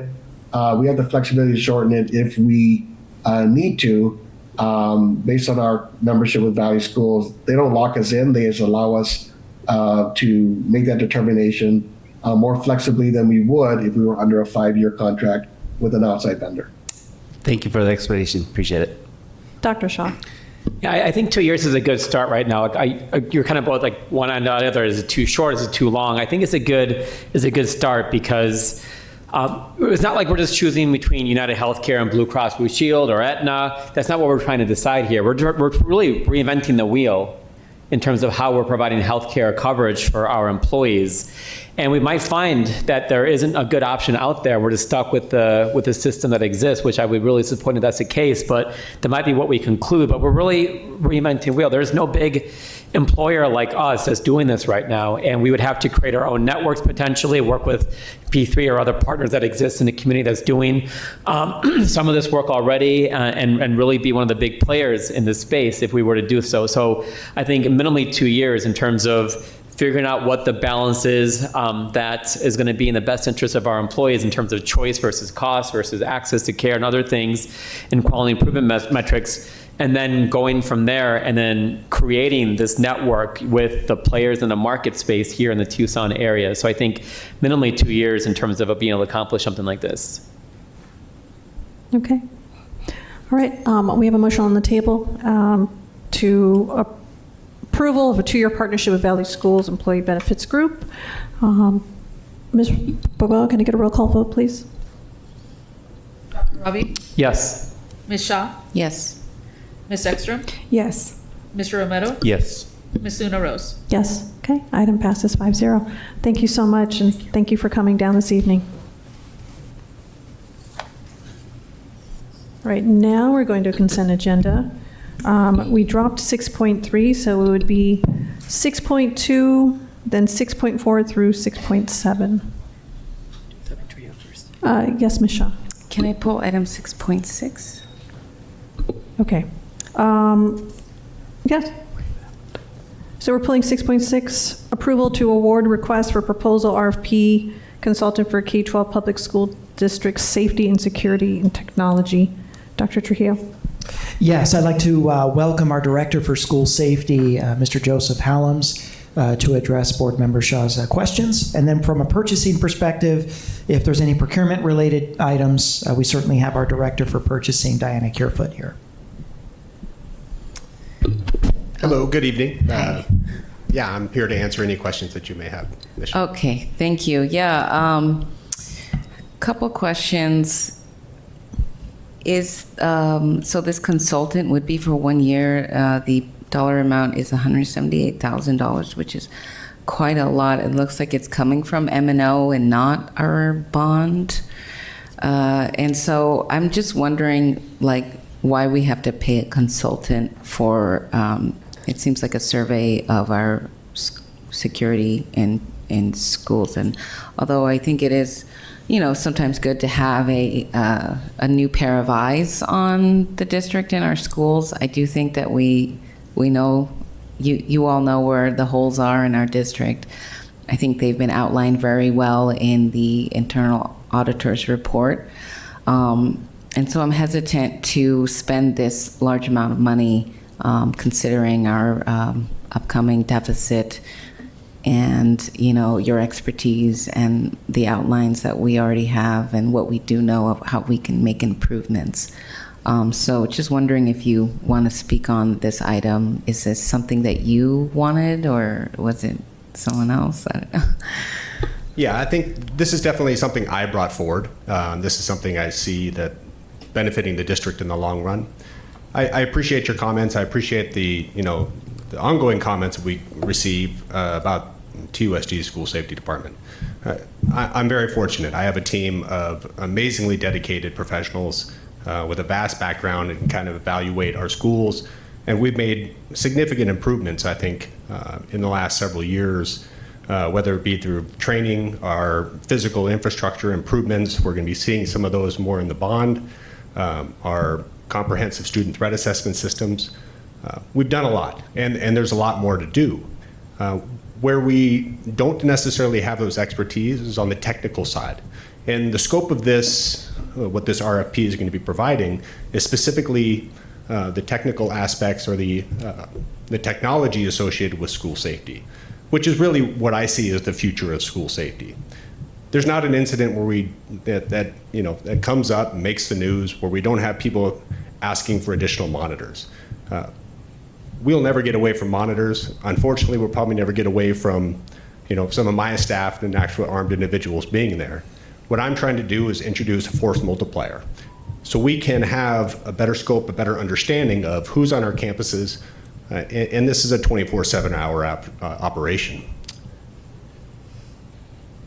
We self-monitor our campuses, again, 24/7, 365. We're looking at, through the bond, an introduction of hundreds, if not thousands, of cameras across the district. Cameras are great historically for evidence, right? Something happens, you can pull up the camera, you can see who's involved. What we're looking to be is more proactive. The camera systems now that are coming out there are far more intelligent. They can attract your attention. think about my dispatchers on a Saturday night when there's nobody on campuses, but they're having to monitor thousands of cameras across the district. They would be looking at, thousands of little thumbnails on a screen, kind of useless. What we're looking at is technology that'll kind of bring us to that can bring our attention to those areas that are necessary across the district. This will also be helpful for the monitors during the day. It'll be more locally based during the day at the individual sites. They can utilize those same technologies to monitor their campuses better. We have a handful of monitors looking at pretty vast areas. Plus, we have 220 square miles and 87 schools that we have to look at. So the intent of this is to really bring in those experts, bring in those engineers, those audio video experts that can evaluate our current systems, see what we have in place, and complement those with the latest technologies. There's a lot of different companies out there that are offering these kind of services. We want somebody that can help us navigate that. There's a lot of noise associated with who has the best. We want to be responsible to those people that pass that bond for us, and we figure this is the most expedient way to get that system in place and save us the most amount of money in the long run.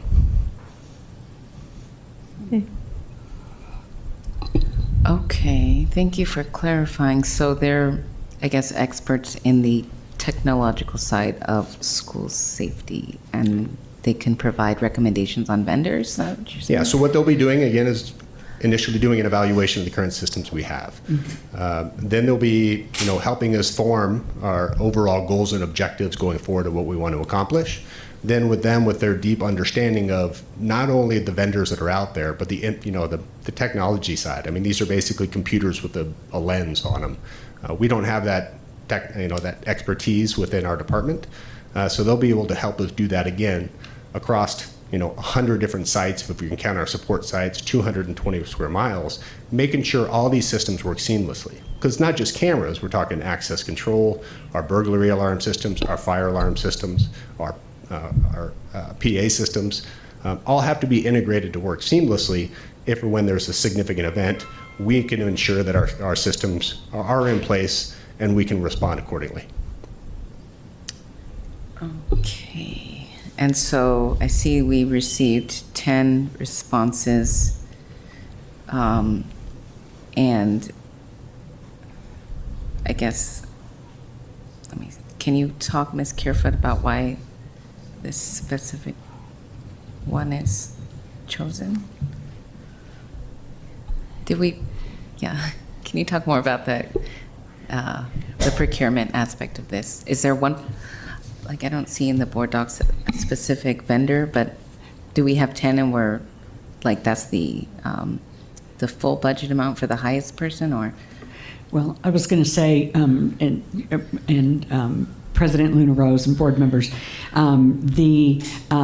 it was issued out, on OpenGov, and the 10 responses that they received, you guys did evaluate all of the 10 responses, and so then they scored those, and then this was the vendor that they had selected. As the RFP, it's not an RFP or a request for proposal isn't based on price, it's based on the criteria that Joe and his committee had selected as the criteria. So price is something that they look at, but they also look at the experience of the vendors and where they're at in the market. The ones that had done have done things with K-12 school systems, and so that's through their evaluation. I'm not part of the evaluation committee. They evaluated Joe and his team, looked at that, and then that was the vendor that they scored was the Smart Security Partners is the vendor that we're recommending for award, the one that they felt was the best that would meet the needs of that consulting services that they need. Okay, thank you. Thanks. Mr. Romero?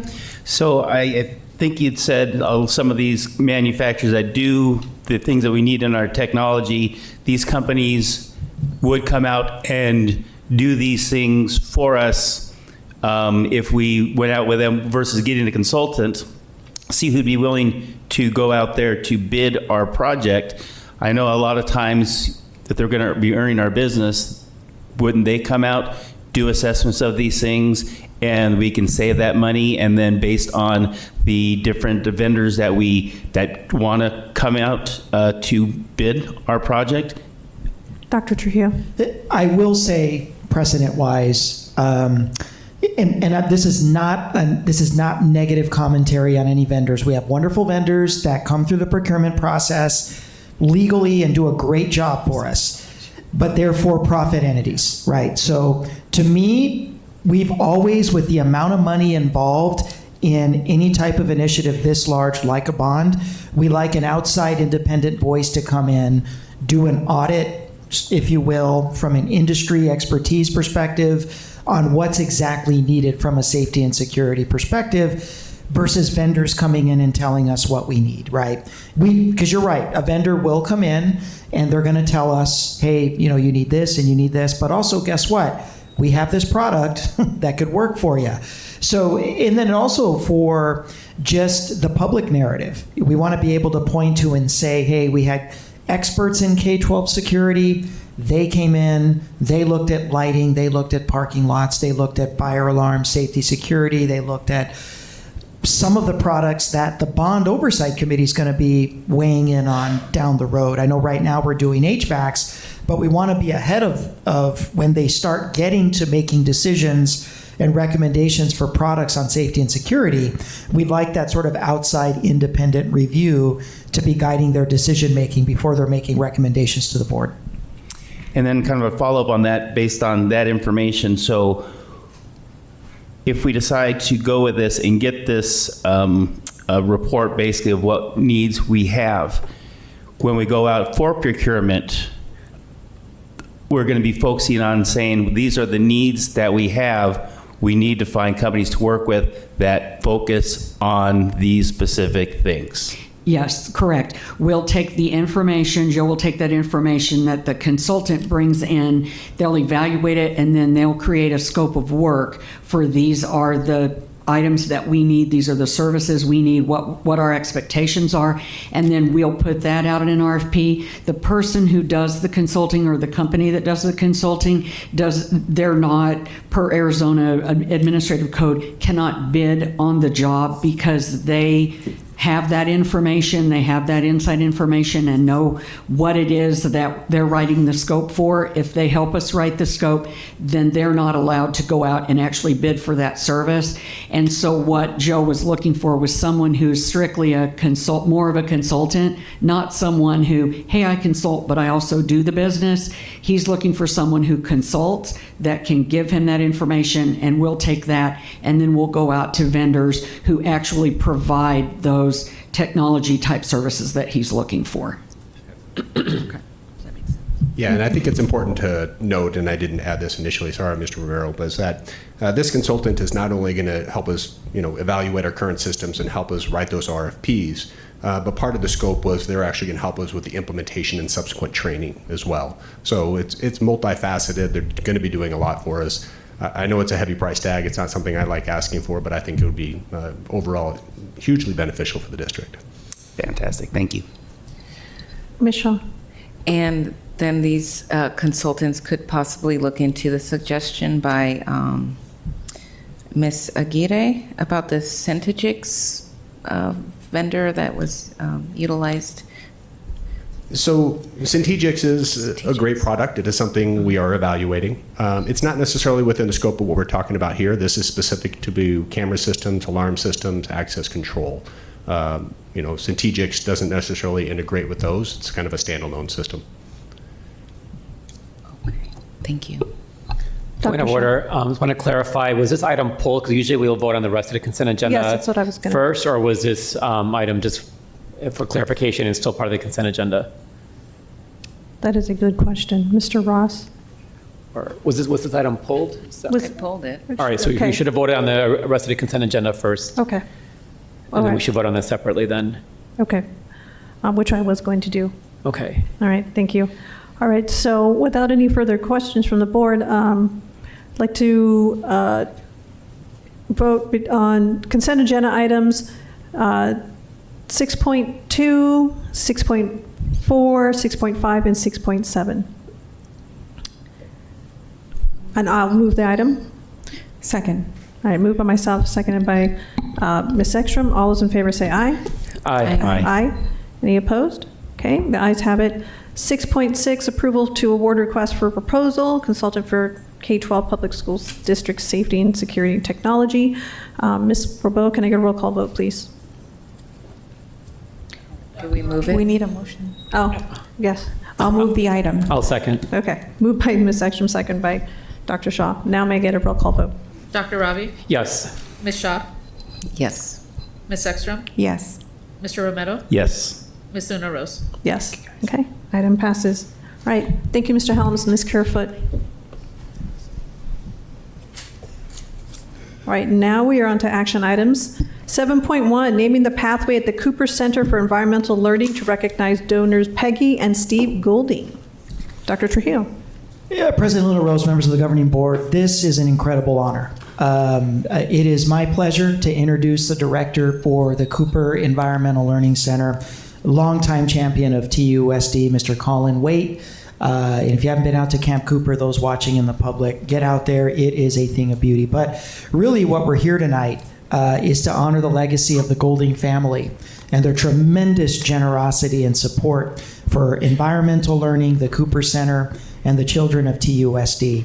And it's my pleasure to welcome Director Colin Waite up to the podium for this item. And as an additional bonus, also he'll be providing us with an update on the ongoing renovations at Camp Cooper, the first of their kind in a half a century.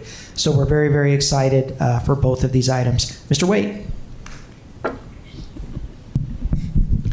Thank you, Dr. Trujillo. Thank you, governing board members.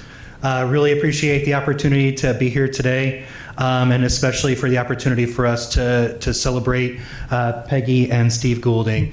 Unfortunately, Steve passed away during the pandemic in January of 21, and so it's been incredible to work with Peggy in going through this process with our facility improvements.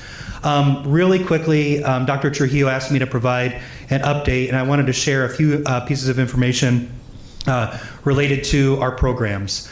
Last year, I consider our first full year coming back out of the pandemic. It's taken teachers a very long time to come back to doing field trips, doing overnight experiences. We had 88 field trips last year with our programs, which is up from 66. We saw almost 3,000 students, which is up from just over 2,500 students. And we also added 21 off-site programs. This is our team going into classrooms, going to schools, and working directly with kids beyond the programs that are happening out at Camp Cooper. And so extending our reach into the schools themselves. The previous year, we'd only done this 7 times. So we were very excited to add that to our program availability. Just to give an idea, as you know, the Cooper Center is operated as a partnership between TUSD and the College of Education at the U of A.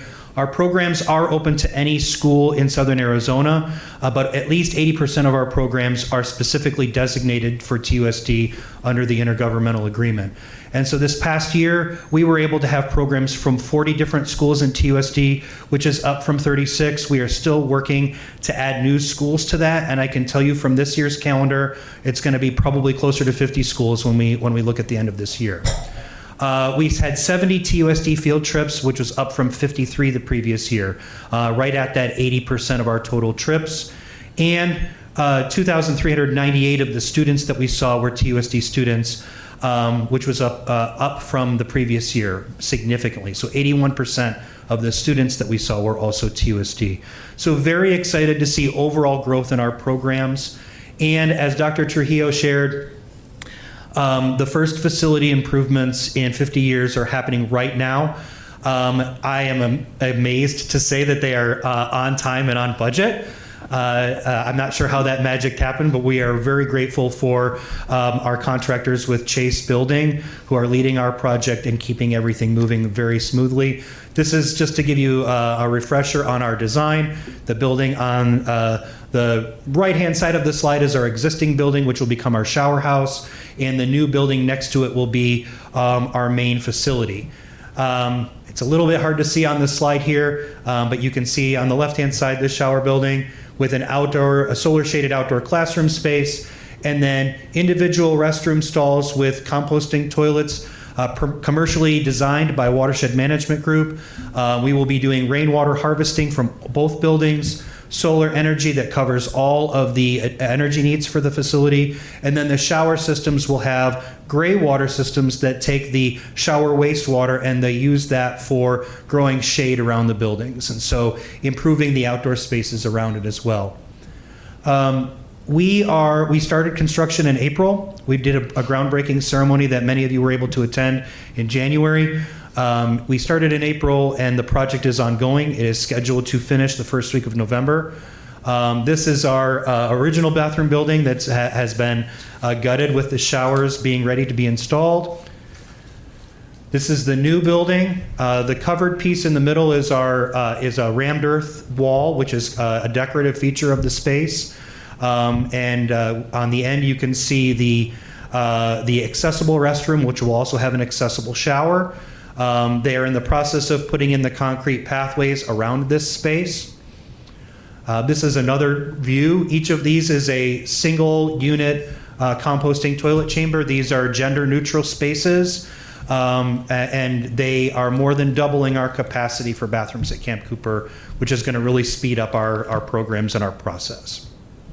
The showers, the addition of the showers also allows our Camp Cooper facility to be more attractive to use for facility rentals, which we do outside of program time. Many environmental centers use facility rentals as a revenue generator to support programs and to support facility needs. This is the picture on the left is the conceptual design of our solar shaded outdoor space, and on the right you can see actually this weekend they installed the steel structure for those solar panels, and those will be added shortly. I am also incredibly excited to talk about accessible pathways. All of you have been to Camp Cooper before. Our pathways are very rough, and we want to be able to serve students and adults with differing abilities, differing physical capabilities in the camp itself.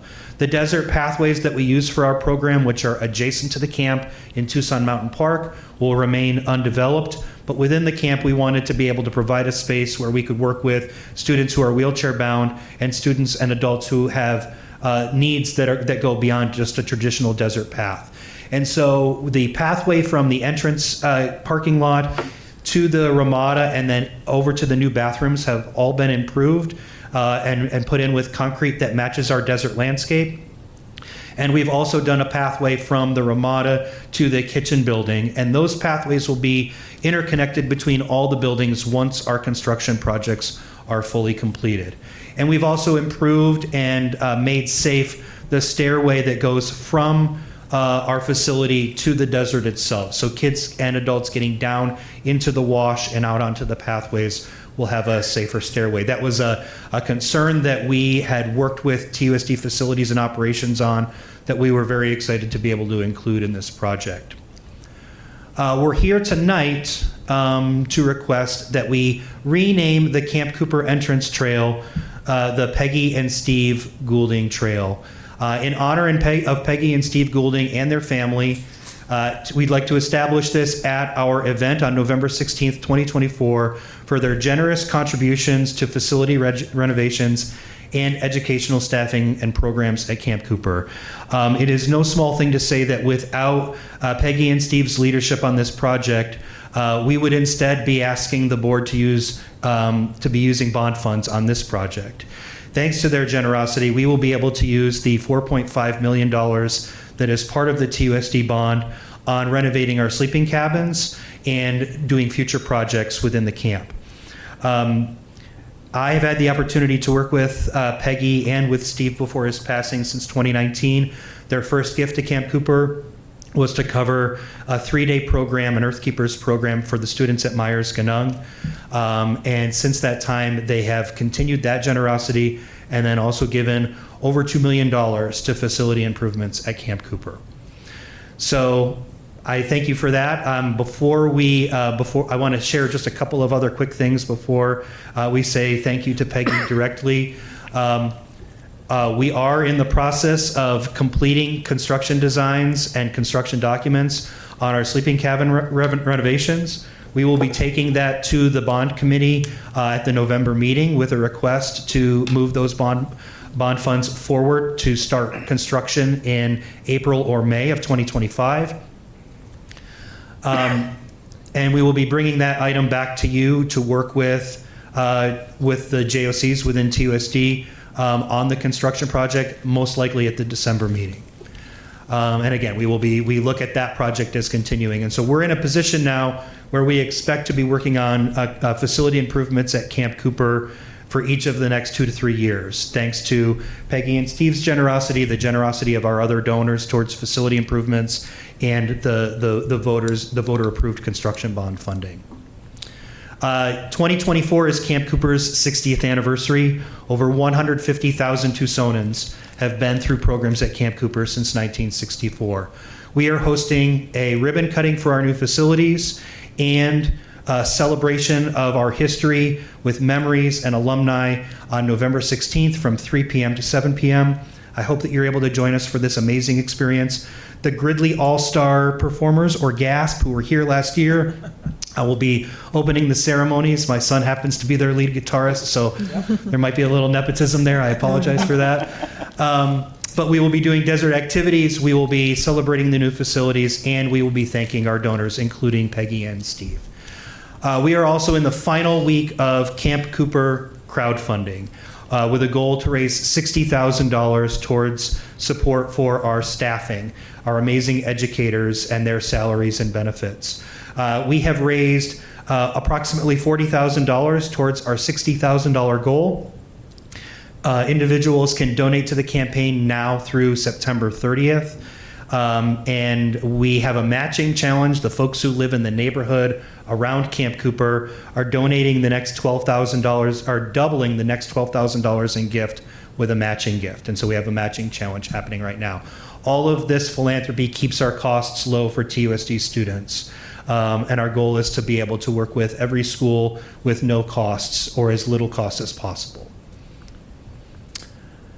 Thank you for that. Thank you for all your support of our programs at Camp Cooper. And thank you to Peggy for being here this evening and for all that you've done for our work at Camp Cooper.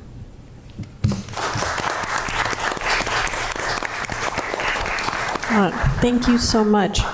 And thank you for the presentation. I just want to say, as a TUSD student, I was not lucky enough to be able to go to Camp Cooper, but my daughter was. So I'm glad that this is still around. And Mrs. Golding, thank you so much for your dedication to the project. It's, again, as Dr. Trujillo said at the beginning of this presentation, it's a beautiful area, so I highly recommend a trip out there.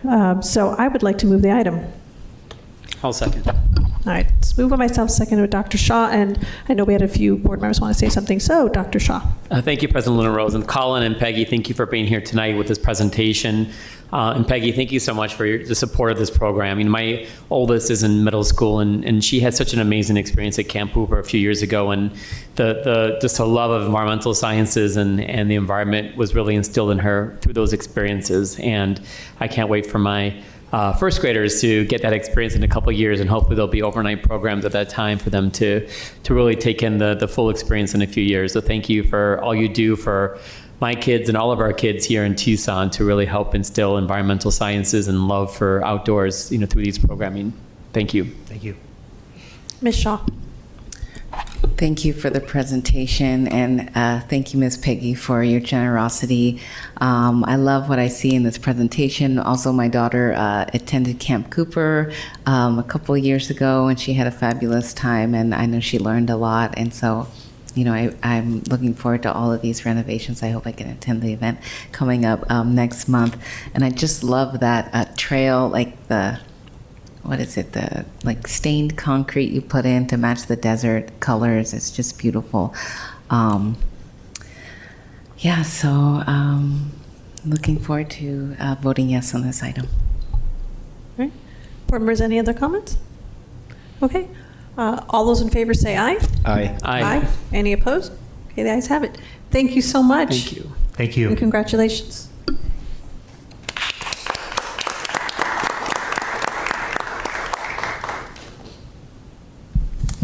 Right, now we are on to 7.2, approval to purchase portable AC units for site and classroom usage. Dr. Trujillo. Yes, President Luna Rose, members of the governing board, we are back tonight, at the request of the governing board for an item of urgency. I will say that though we are at the tail end of cooling season number 1, this purchase will definitely help us out for cooling season number 2, which is that grueling slog through the spring and early summer heat that starts March 1st all the way through June. It should also be noted that these units that are up for your consideration tonight, they also provide heating. So they'll also be able to be in service during the heating season as the temperatures begin to fall. We are still operating with old HVAC systems pretty much for the remainder of the year until the completion of all of our new HVAC installations are completed, which we're anticipating in the next 12 to 13 months. So with that, I'm going to turn it over to our Director for Facilities, Mr. Greg Meyer. Well, thank you very much, and good evening, President Luna Rose, Clerk Ekstrom, board members, Dr. Trujillo, and General Counsel, Mr. Ross. I'd have to say that following Camp Cooper is kind of a tough job to do, but I'm going to give it a try. And so what a great site and what a great program. So we're very lucky, I think. So anyway, we'll go ahead, and tonight I have a presentation for you regarding the purchase of 70 portable AC heat pump units. And so what our plan is that we want to have a unit available in every single school. And so with this purchase of the additional 75 units, it's going to bring our total inventory of portable units to 95. Next slide. And so again, the units that we're looking to buy are the 1.5 ton portable, the Freon AC and heat pump units. These units again are going to heat and cool approximately 700 to 800 square feet. And as we've mentioned before, the general size of a classroom is about 900 square feet. So it's okay. I mean, it's not perfect, but it sure does help in the classrooms to try to keep them cool. So about 2 years ago, we purchased 20 units, and they are an AirX unit that we did a purchase. And during that 2-year time frame, we found these units to be very reliable. We haven't had any problems with them, and they're a good, robust unit. So we're really impressed with these AirX units that we're going to propose tonight. So the total cost estimate to add these 75 units is $345,000. Okay, next slide. So in regard to the advantages of buying these additional units, the big thing is that if you have an individual classroom that is having issues and the package unit, for example, has failed, we can take a unit and we can roll it into that classroom because we're going to have these units in every school. So that way we can try to provide relief quicker for that particular classroom. So our intention is to go ahead and train the site personnel to be able to set up these units. But of course, if they need some help, we'll be right there to help them with that. But again, the whole idea here is to try to get relief into that classroom a lot quicker than what we're able to do today. So another advantage is that during our peak season, which is going to be probably July, August, and September, there's no doubt, and you all know how the backlog expands during that time. So what this does is it gives us a little more time to try to get to the sites because we know that they have a unit in place. And so that's pretty helpful until we can get out to those particular sites to address the issues with the in the classroom. So and lastly, of course, with the addition of these additional units, what it does for us is it just gives us more capacity to react to a particular situation in a school where we might be able to move units around to help. because of the sheer numbers that we'll have in place. So I think that's another good advantage of this proposal as well. Okay, the next one here. Okay, so in regard to preventative maintenance, due to the just sheer numbers of the units that we'll have available, 95, we think it's best for us to contract with a service provider to provide annual preventative maintenance on these units to make sure that we can keep them in good operating order. And so we would work with the procurement department on getting that established. So that is something that we would need to do, but that would be my recommendation in terms of maintenance. And like we talked about before, the whole idea will be to train the site staff so that they're able to set up the unit in the classroom themselves. But again, if they need help with that, then we'll be more than happy to help them with that. And let's see, next slide. And so I think I'm to questions. Okay, thank you. I actually do have a question. Sorry, Dr. Shaw. I'll get you. Okay. And I actually think it's for Mr. Hernandez. So the $345,000, it's coming from school plant? Right. Okay, so for those who are listening and don't understand what school plant is, could you explain that? School plant funds, it's a fund that's established that receive all the proceeds from any leases, long-term leases or long-term or any sales of property that the district has. We're able to use funds that are in there with the permission of the board for capital expenditures. It tends to be kind of our capital contingency fund outside of unrestricted capital outlay. Okay. Thank you. I just wanted that clarification. All right, Dr. Shaw. Thank you, President Luna Rose. I have a couple of questions, and thank you for the presentation. Thank you for following up on all the feedback that came from our previous meetings. How long is the usual life of one of these units? I would say that on these particular units, I mean, it kind of varies, but I would say that with good maintenance, I think they should probably last 8 to 10 years, I would think. And That'd be a pretty good estimate. Okay, 8 to 10 years. And I know we're upgrading a lot of our HVAC systems for other districts. I appreciate everyone that called the audience talking about that, but we do have a plan in place to use the bond money to upgrade HVACs. We are doing a bunch. We've done, 12 or so already, and we're doing another dozen over the next year. We plan to do even more into the next fiscal year. And so our hope is that with all these upgrades, that there'll be a lot less need for additional HVAC services because they'll be upgraded. They'll be good for hopefully 8 to 10 years, which will be the life of these units. But we know that things happen. Even systems that are new can sometimes fail, and of course we do have older systems that we are still working on replacing. So there's a need for to mitigate if there is any kind of failures. And I wonder why.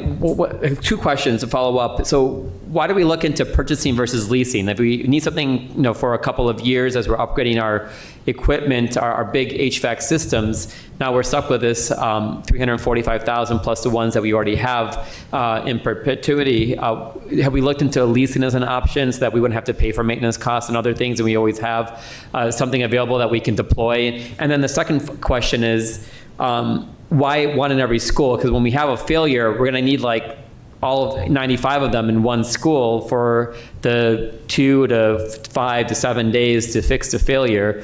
What is the thought process behind that? And then would leasing be better so that we can call, hey, we have a failure at school A, we need to deploy 50 units here, we can just lease them as we need to? Because that would be an option that we can consider instead of purchasing ours ourselves. Dr. Trujillo. So for the technicalities of the leasing question, I'm going to turn it over to Ricky, but I definitely want to take the second part of the second question. So number one, when we have the whole school failures and we have even significant portions of a campus down, the primary and best strategy is to send kids home for the day, especially if it's going to be a short-term repair. Then we're able to make up the day if that has to be done. Most of our bell schedules are created with overages of minutes where we're not usually going to be in that kind of a situation. Secondly, when we're talking about the deployment and the usage of these units, we're looking at a tiered system, right? A lot of our schools have extra classrooms where if there is a singular classroom outage or even a double or a triple classroom outage, which is what we're struggling with, the majority of our schools have the space to actually move those classes. over to an alternative place, right? What we have to do is just be more directive with the principals and say, you have to move, folks. Because what we see in this scenario is we see the teachers in the spirit of really just trying to be a team player. Hey, Dr. Trujillo, principal, I'm good. I know you guys got a lot on your plate. We'll tough it out.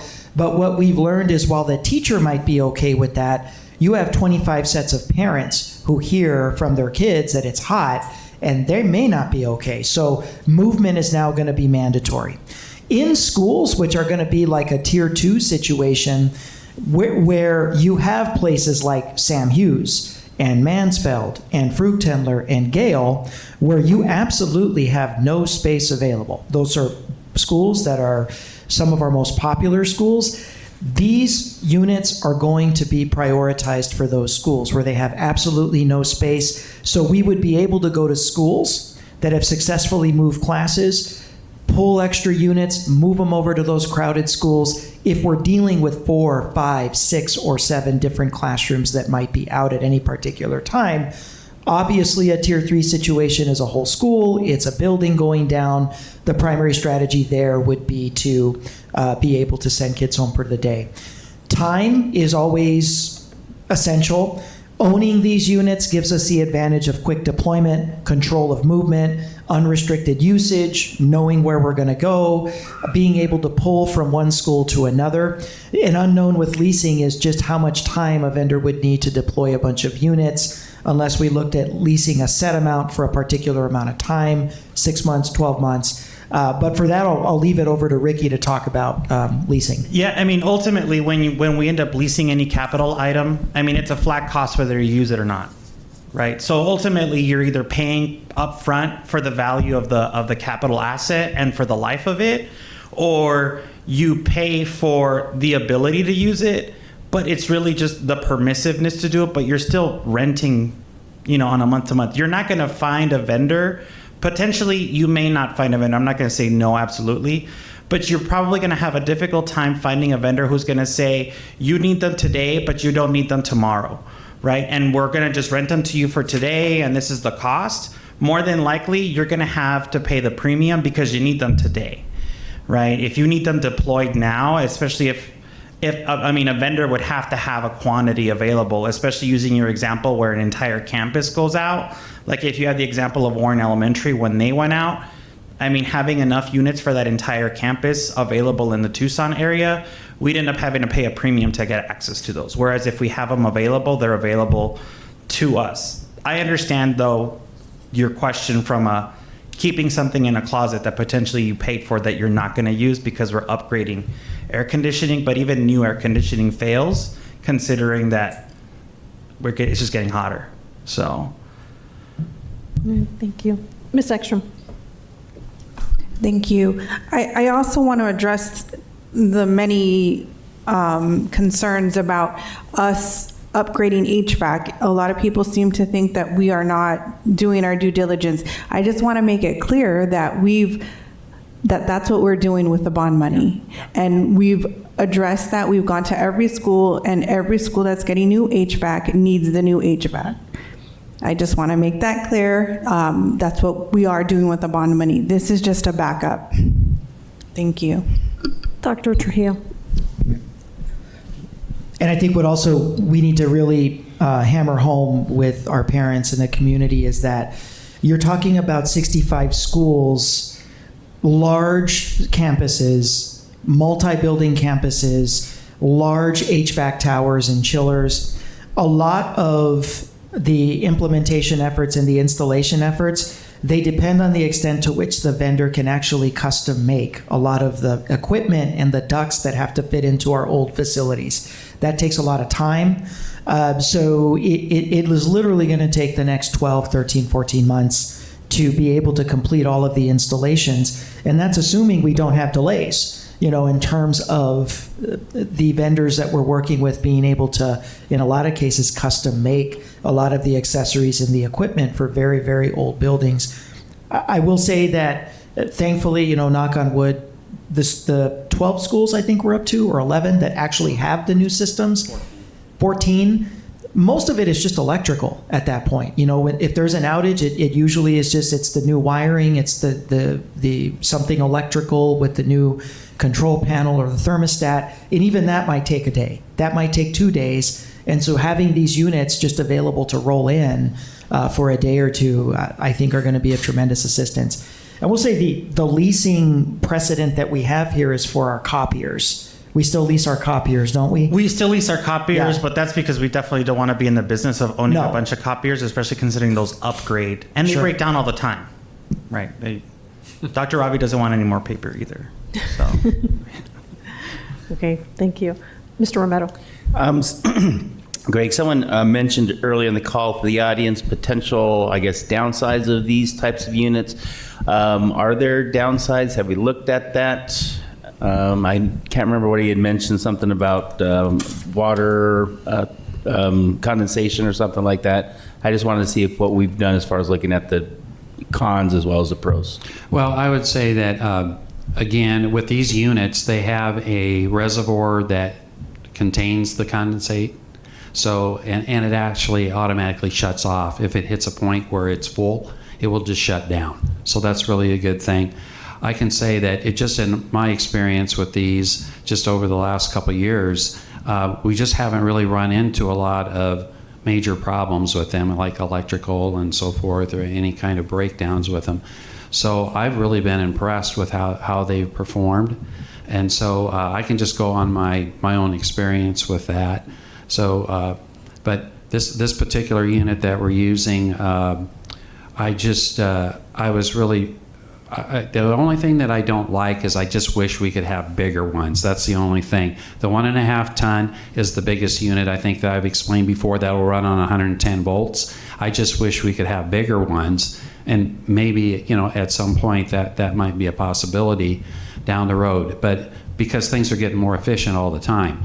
But it's just that at this point, I'm really confident in those particular units. I think they'll do a good job for us. And of the 20 that we have had, do you know how long we've had them?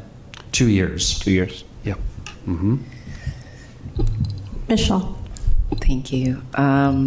So let's see. You mentioned that these units can also be utilized for heat.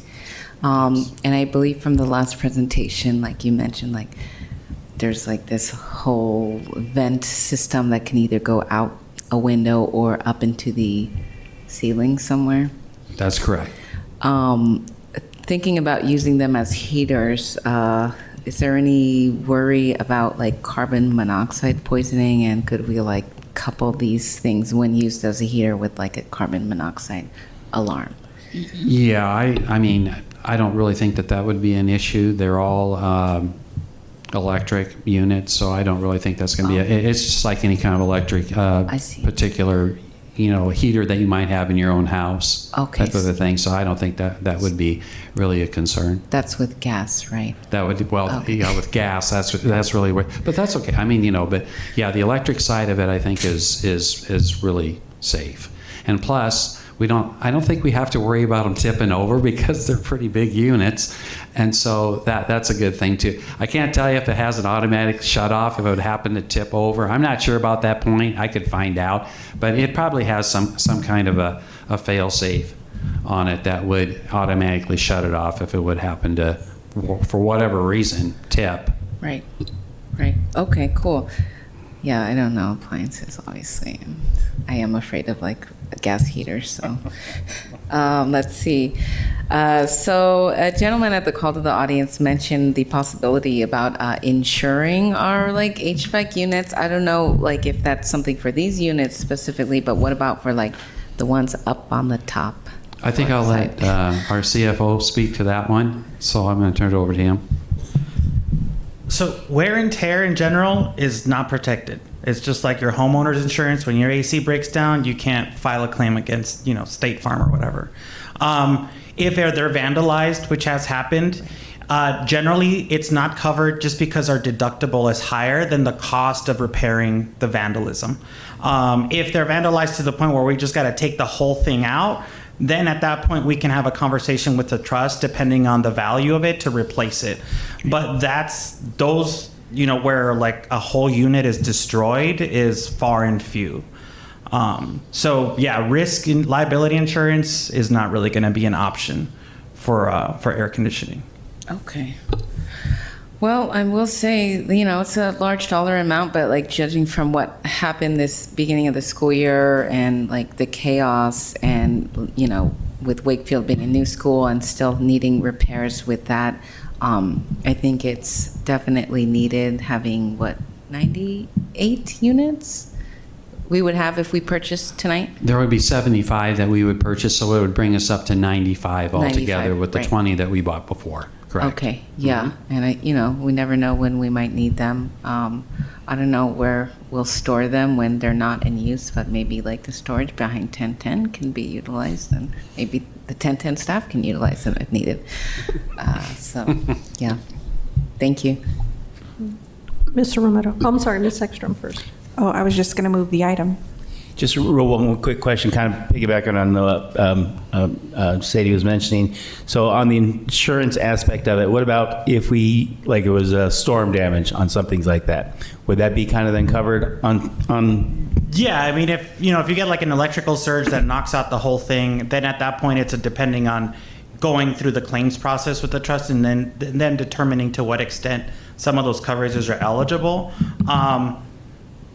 Again, I mean, you literally have to have like the finger of God come onto that campus to knock out the whole power and burn out everything. So like I said, generally if it's like horrible vandalism, I mean, we've had them where at Hollinger they've ripped out wiring and the copper piping and everything, and then we'll work with the trust to replace that unit because it's vandalism. It's something, acts of God, those are, we'd have to have special coverage for those, but we have a conversation with the trust to determine where we could do that, if that's a possibility. Okay, thank you. Go ahead. I'll move the item. All right, I will second. Okay. All those in favor say aye. Aye. Aye. Any opposed? All right, the ayes have it. Thank you, Mr. Meyer. Thank you. President Luna Rose, could I address Board Member Shaw, please? Please. Okay. So remember how you asked me about if we were looking into the umbrellas and so forth for the HVAC people and all that? So last time I told you I forgot. And so, but anyway, I'm being honest about it. But we did acquire an umbrella, and it was a few weeks ago. So the HVAC team now is evaluating that to see how that's going to work up there on the rooftops. And the second thing is that also our irrigation plumbers, we only have 2. I think we are staffed for 3, but we only have 2. So what it means is if they have to go out and work on irrigation systems, they're probably going to be out there for a whole day, probably longer in this heat and sun. So what we looked at doing there was to find like a canopy, kind of like you'd find like in the common at the U of A, before the football game where they have all those things set up, And so we're looking at canopies. Well, and so I think we found one now that we're going to try to purchase then, and just to try it out. So I just wanted to make sure that I got an answer back to you on regard to those questions that you had for me. Okay, great. Thank you so much for following up on that. Yeah, don't forget to get some weights for it too in case, there's a strong wind that day. That's okay, great. thank you. Thank you. All right, thank you.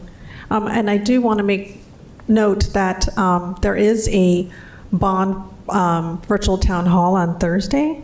So if you're interested in learning to see where the bond committee and what is going on in terms of HVAC systems and security, you can go to our website and click on the link to the Zoom that will have the meeting. So next we are going to 7.3, approval to use cooperative contract SAVE contracted special education and other substitute services in excess of $250,000 to hire general education teachers for high priority schools. Dr. Trujillo. Yeah, President Luna Rose, members of the governing board. Before I turn it over to Dr. Flory Hewitt, here, our assistant superintendent for curriculum and instruction, and recognized by the University of Arizona for the 2023 Outstanding Dissertation Award. Just wanted to make sure we plug that, give you out, give a round of applause. We're here again, as we've done in years past. We've got some schools that are in the Arizona Department of Education's Project Elevate program, which is the framework for school improvement, the program for school improvement. And one of the commitments we made for that program, obviously, is to make sure, especially in our schools that are in the various states of school improvement, that we have them fully staffed with highly qualified teachers of record, especially at the tested grade levels, where students will be taking the Arizona Academic Skills Assessment. Before Dr. Hewitt gets started, I want to address two statements. Number one, that subs haven't had an opportunity to take these jobs. Number one, I want to thank subs for taking daily jobs and multi-day jobs. So it's not a question of subs not taking these jobs. They're taking them on daily basis, on a weekly basis, on a multi-day basis. That is not what the students need. They need a full-time, highly qualified teacher to take it for the year or the semester at best. And any substitute watching this that has an Arizona Department of Education valid sub-certificate and is K-12 certified and especially has an endorsement, we would love to see you take this job. And in fact, even as we're speaking now, if you are interested and you want to call Human Resources, it will literally be one less position that we will ask for these consultants. If you are a highly qualified teacher applicant and you are watching this, and you are interested in one of these jobs, fill out the application, come into HR. We would love to hire you. We would love to hire you if you're a teacher and you want a permanent teaching position in TUSD. We would love to hire you if you are a long-term sub with an active Arizona Department of Education K-12 certificate certified in elementary education, especially certified in elementary ed. We would love to take you for the year or the semester at best. So with that being said, I'll turn it over to Dr. Hewitt. Thank you, Dr. Trujillo. Good evening, governing board members, President Luna Rose, legal counsel. As Dr. Trujillo stated, we bring forth a proposal to request vacancy savings to hire contracted teachers for our high-needs schools. So our purpose for this evening is to request approval of expenditures for general education teachers for our TUSD schools that have high needs using the Safe Cooperative Contract. So I'm just reiterating the purpose. And as Dr. Trujillo stated, it is very important that we bring this home, that there have to be certain steps before we even consider a contracted teacher. And the first one is we have identified a hard to fill position. We have offered in the secondary level a 6/5 option for teachers on campus for appropriate content areas. We have maximized the number of students in classrooms per consensus agreement. We have requested long-term subs from the district. So these are the steps schools have to take before we even dip into the contracted teacher contracts. Contracted teachers are the last resort. So I want to make sure that that's very clear. The role of the contracted teachers are, what we're proposing as of right now is up to 10 certified teachers that are available to fill these vacant, hard-to-fill positions for this 24-25 school year. This will be required for coverage of classrooms in the event schools have not been able to fill these positions, and that's what the teacher role would be. The justification, our administration has determined the need for general education teachers for these schools that have been unable to fill these positions. These are typically schools that have been either a D or an F or a low C, so they have been deemed high needs. We are requesting up to 10 using this contract, using vacancy savings, and by hiring through these vendors, our district can provide continuous coverage until the position can be filled with a direct hire. In this slide, you see the positions that have been identified as of today. We have, as you can see, a total of 10. Now this slide we did it a couple of weeks ago, so there could be the chance that schools have already filled some of these positions. So at this point, this is what we have, up to 10 teachers at these schools: Morgan Maxwell, Hollinger, Palo Verde, Erickson, Booth Pickett, Myers-Ganong, and Dietz. And when I requested the estimates, these are the vendors that responded to the estimates. We have a lot more through the SAFE contract.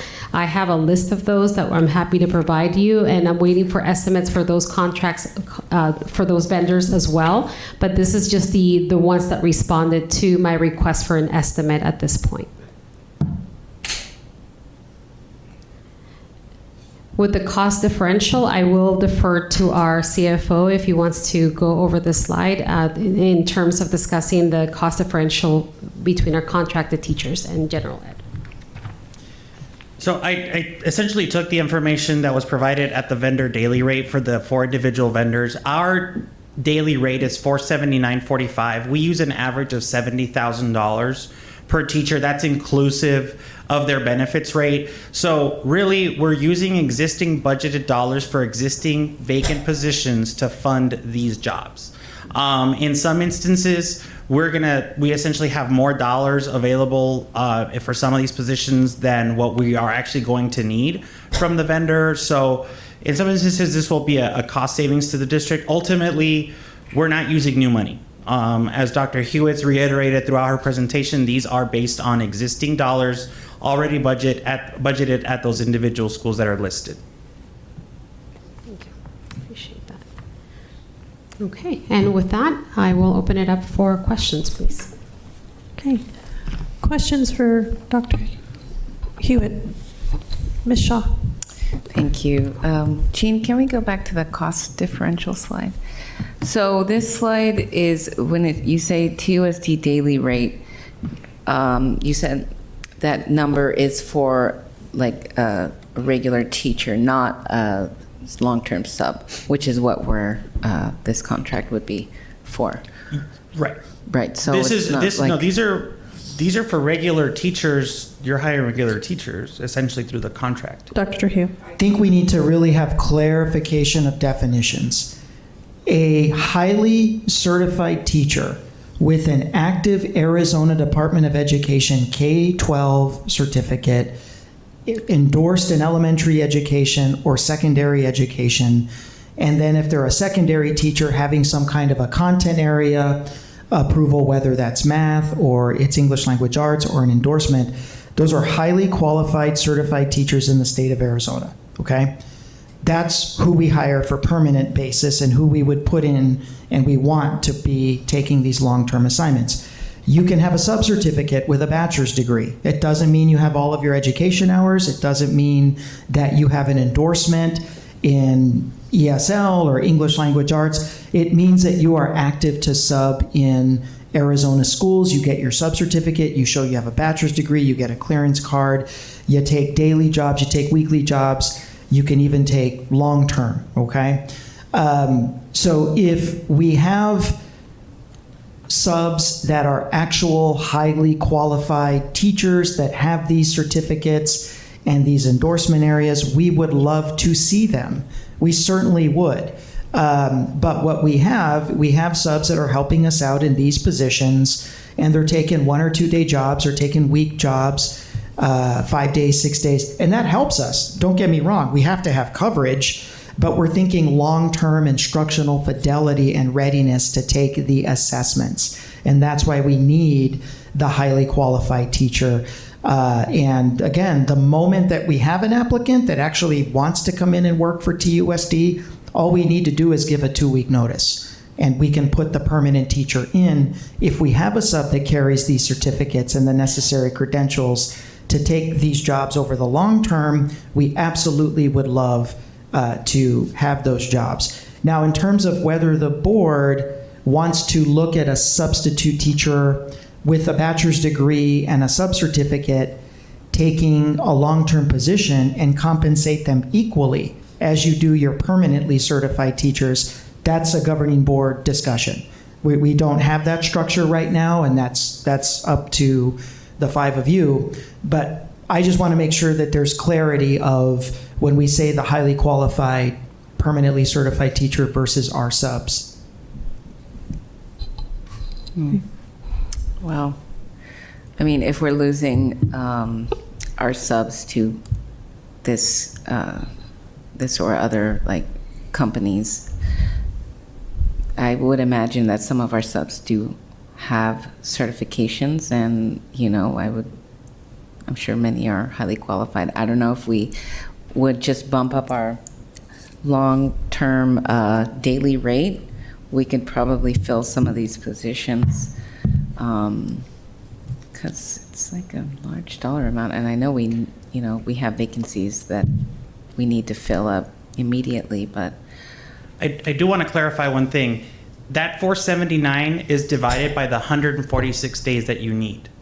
So that's not the everyday daily rate of a teacher. That's the daily rate for the $70,000 per teacher times 10 for those 146 days that you need. So yeah, because if you take that 479 multiplied times the 207 contract days, I mean, that's a much higher number, and that's not what we're talking about. So in order to keep it equal to the number of days that we need, we're taking what's budgeted and dividing it by 146 days. So just, I want to make sure that there's no confusion that 479.45 is the everyday daily rate. That's not it. Dr. Shaw. Thank you, President Luna Rose. So from my understanding that we have some substitute teachers that have full teaching certificates and can move into this position, and they're welcome to do so if they wanted to. We had open positions that they can apply for and become TUSD full-time employees and take this for the remainder of the year. And we have a number of substitute teachers that aren't certified substitute. Me, with no teaching experience, can become a substitute teacher if I get the whatever credential I need to do to get the certification. Sure. I can start substitute teaching next month if I wanted to. Yeah, and that's the bulk of our sub workforce. Right. Bachelor's degree, they have college degree, they've got the sub certificate, and they certainly have experience working in our schools.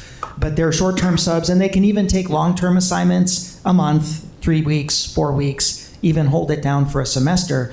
But in a tested grade level with Project Momentum schools that are in danger of going lower into the school improvement, we really do need that highly qualified. And for our substitute rates and substitute programs, we don't differentiate whether they are a certified teacher or just have a substitute license, or what is the certification or a license, or what do they need?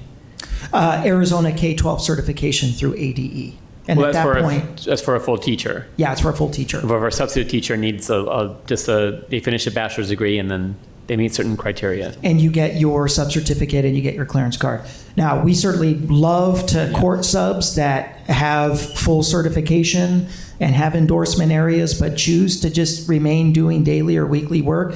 We do everything we can to hire them. We want them. We want to bring them on as permanent teachers, but it's individual choice, and they reserve the right to stay in the daily or the weekly sub pool. And these are our more struggling schools. These are the schools Yes. that are D schools for a couple of years and they're at risk for failing longer. And we That's correct. need to put even more resources into these schools to make sure that they have certified teachers that can work with the students and help them with their academic achievement, as opposed to a daily sub or even a long-term sub that may or may not be certified. That's correct. All right, I'll move the item. All right, I will second. Ms. Shaw. So what you're saying is that, I know we want certifications for these long-term subs. Do we not have long-term subs at our schools now who may or may not have certification for specific content that they are teaching? We do, yes, but we're talking about schools that are rated as a D, or there are Cs and they're in danger of backsliding to Ds. When you have a substitute teacher working in a long-term assignment in a place like sixth grade math, sure, they can take the assignment for the semester, but is that going to give those students the curricular fidelity and the math educational experience that a secondary certified math teacher with 6 through 12 certification would be able to give? No, it's not. Will it provide coverage? Absolutely. Will it provide a sub who cares about kids and cares about that school? Absolutely. But it's about the curricular fidelity, and it's about the rigorous math experience that's going to prepare our students for what they're going to be asked to do on the state assessment coming up later this spring.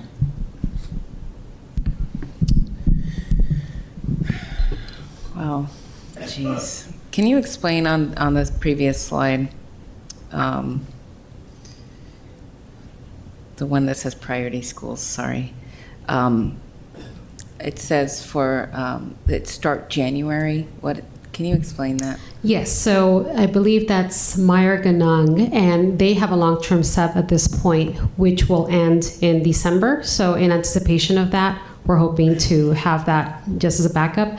But again, that's the last resort. If Myers Ganong finds a long-term sub or hires a teacher prior to that, then that will not be needed. This is up to those 10 at this point. Okay, and then in like the substitute portal, can we not see if subs have a specific content area that they're certified in? We can see that when they come in, when they go for the assignment, that we'll look at the areas of certification, we'll look at the active certificates. Certainly we have capability to do that. So what I'm trying to get at is, can we tailor, like, if we need a math teacher or a science teacher and they're in the sub pool and we see that they're available, can we reach out to them and be like, hey, we know that our typical long-term day rate is $175. This is a super hard to fill school, and we'd like to offer you $220, let's say. If they're a fully certified teacher, we will do business with them as a highly qualified teacher, taking that assignment on a professional basis. And I know our HR would love to have the conversation of bringing them on full-time and turning them and getting them hooked in to the negotiated salary schedule that's in our TDRA consensus agreement.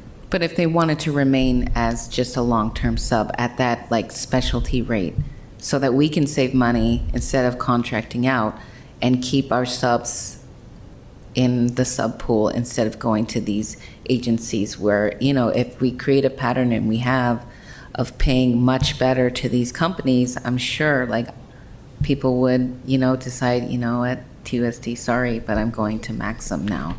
Well, it comes down to the conversation, which I fully support, whether the educator is working as a substitute or not. If they are a fully certified educator that carries the credentials from the Arizona Department of Education that I talked about, we would love to do business with them on a compensation level as a fully professionally certified teacher, eligible to make the rates that our certified teachers make in the consensus agreement. Absolutely. We have just not found an abundance of those individuals that want to come in. We just haven't. And as I'm speaking here, if you're watching this and you are one of those individuals, we would love to speak with you. I can't stress that enough. And so we've always been open to those conversations. We don't want to have to work with outside contracted vendors. So I know that on the docket tonight is approval for 9. I mean, even if we get 3 or 4 teachers that come forward and say they want to take the assignment, we're certainly open to those conversations. Right. Okay. Ms. Shaw. This is only 9 people that we need, and I feel like if we haven't really just done targeted outreach and offered a higher rate for these schools, then, of course, we're going to pay $435 for those 9 people per day. It just doesn't make sense financially to me. If, we're going to hire a substitute that's highly certified, but if we have substitutes that are highly certified in this, it's just 9 people that we need. Why can't we just offer them a higher rate than we typically do? I know we haven't done that because we have a set rate. Well, if you want to go higher than the consensus agreement, that's a negotiations discussion. If we're talking about fully certified teachers, highly qualified according to the Arizona Department of Education rubric, to step in and do elementary ed or take on some of the content area vacancies at Palo Verde, then we would need clarification. Do you want to offer them more than what the consensus agreement salary would offer them as an incentive? Or are we looking at taking a substitute teacher and who doesn't carry that kind of certification and just offering them an equalization wage of what we would offer a fully certified teacher? Then we're still in the same boat where you're just getting coverage. And coverage is important, but in these schools, we really do need that curricular fidelity for these assessed grade levels. Okay. All right. Mr. Romero. So just kind of put it very simply, if we had these teachers in place, this wouldn't be a board item. Correct. So kind of like what Dr. Trio mentioned, if there's qualified people that can fill this, there is room for negotiations on here. We can fill these 10.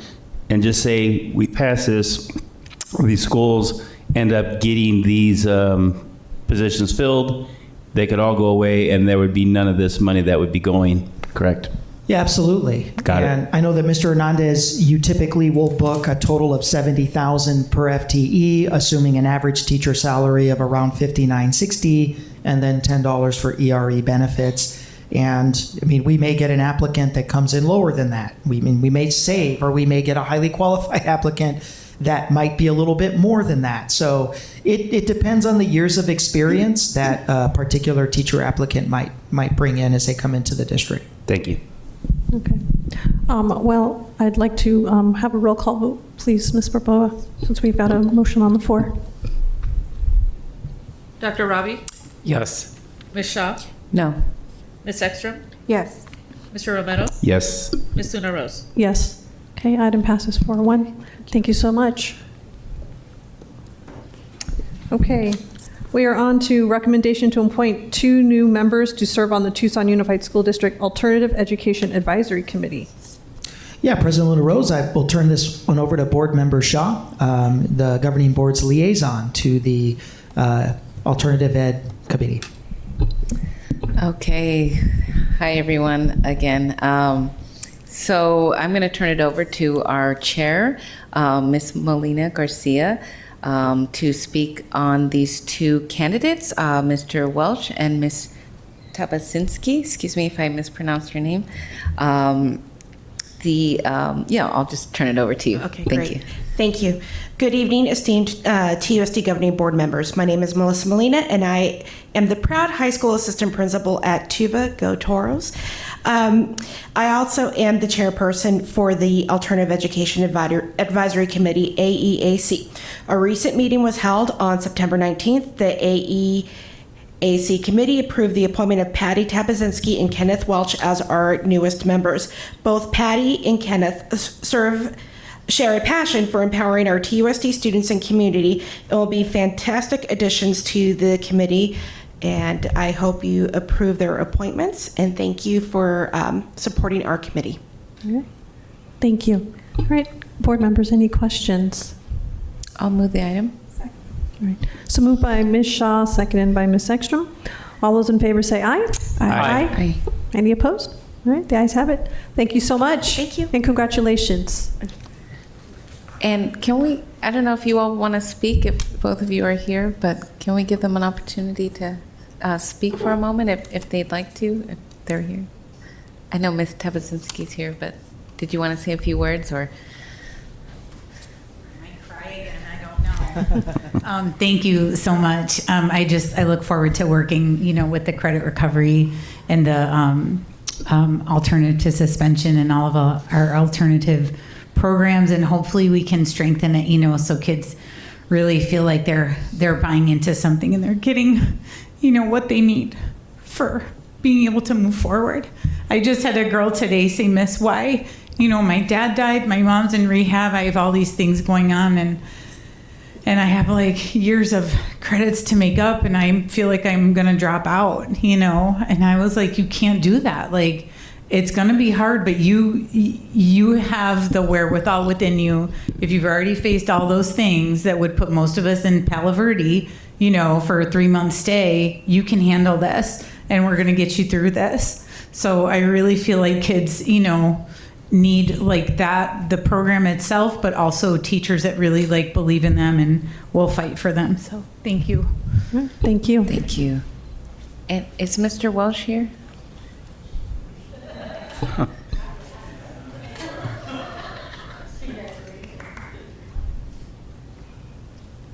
Trying to avoid coming up here. I don't know if I did my hair enough, so I apologize. Looks good. But it's just an honor, honestly, an honor to be a part of this team. Just looking at some of the previous meeting notes and the new chapter that was just charted here a couple of weeks ago, it's just exciting to see that there's a group of young people, that's what I call us, I don't care what anybody else says, that are really engaged in trying to help the young people and looking at some of the options and opportunities that TUSD offers our young people, and just to see how we can communicate and collaborate and see how we can make things better. So I'm just happy to be a part of it. I don't like to talk. I like to just sit back there and take notes. So thank you. Thank you. Thank you. All right. So now we are on to 7.5, Governing Board Policy GCCA, Family and Medical Leave Act, FMLA, second read. Dr. Trujillo. President Luna Rose, I'd like to turn this one over to our General Counsel, Mr. Rob Ross. We also have our Director for Employee Relations, Maricela Mesa. And for any financial questions, we'll have Ricky Hernandez here. And I see assisting, we'll have our Associate General Counsel, Mr. Michael Aronoff. Thank you, Dr. Trujillo. Good evening, governing board members. So I'll tee this up with kind of the procedural stance that we're at here. So this is a second read of the much celebrated proposed paid parental leave policy for the governing board. The board revised and the proposed one at the first reading on August 27th, and it's been up for comment since then. The board agenda item has the comments that we received. The last comment we got was on September 16th. I say that because your default process in the policy is to have a policy up for 30 days. We're 3 days short of that, but I know this was something that the board and the superintendent wanted to be brought back. Of course, this is a second read. The board has all the options available to it, can revise it, can adopt it, as it always can with any policy at any time, or send it for further work or comment. And with that, I'll turn it over to Ms. Mesa and the team. Thank you, Mr. Ross, President Luna Rose, governing board members. We're here for a second read. There were a couple of clarifications I wanted to bring forward, and then I will proceed with the ask. Jim Byrne, president for TEA, he came here earlier, and he did recognize the work of employee relations and human resources, but I also need to recognize finance and legal, who everyone worked collaboratively to bring this forward to you all. Another big question we received was, is it 12 weeks all or nothing, or is it up to 12 weeks? Nobody would be forced in any way to take the full 12 weeks if they didn't want to. It is an up to 12 weeks benefit for employees. So the ask before you is going to be to approve the paid parental leave for all employees who are currently employed with TUSD as of September 24th, 2025, with allowance for the provisions to be retroactive to July 1, 2025? July 24th, 2024, retroactive to July 1, 2024. Okay. Thank you, Ms. Mesa. Board members, any questions? Dr. Shaw. I want to thank you for bringing this proposal for a second read. I want to thank Jim and the TEA leadership and all the active members of TEA who really pushed on that a few months ago. We had a number of people come to the call to the audience to talk about their experiences and what this would mean to them. And I think, you know, all of us are parents here on this dais, or have gone through this in some point in our own lives in terms of raising newborns and being part of their lives. And so they were definitely speaking to the choir when they came to the call to the audience a number of months ago. And thank you for TE and our unions for really pushing on this and really working with our employee relations and HRs on bringing this forward. This is going to make such a big difference for our young families and for the young kids, these babies that are going to have their parents in their lives and engaged with them more. Because of our willingness to put in this really progressive, important policy that values families in a way that we can.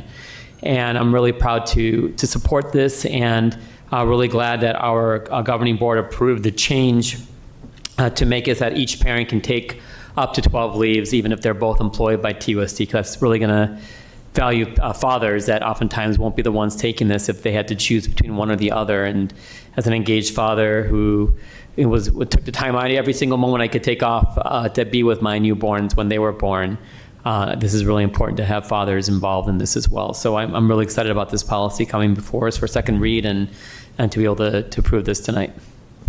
Okay. Thank you. Mr. Romero.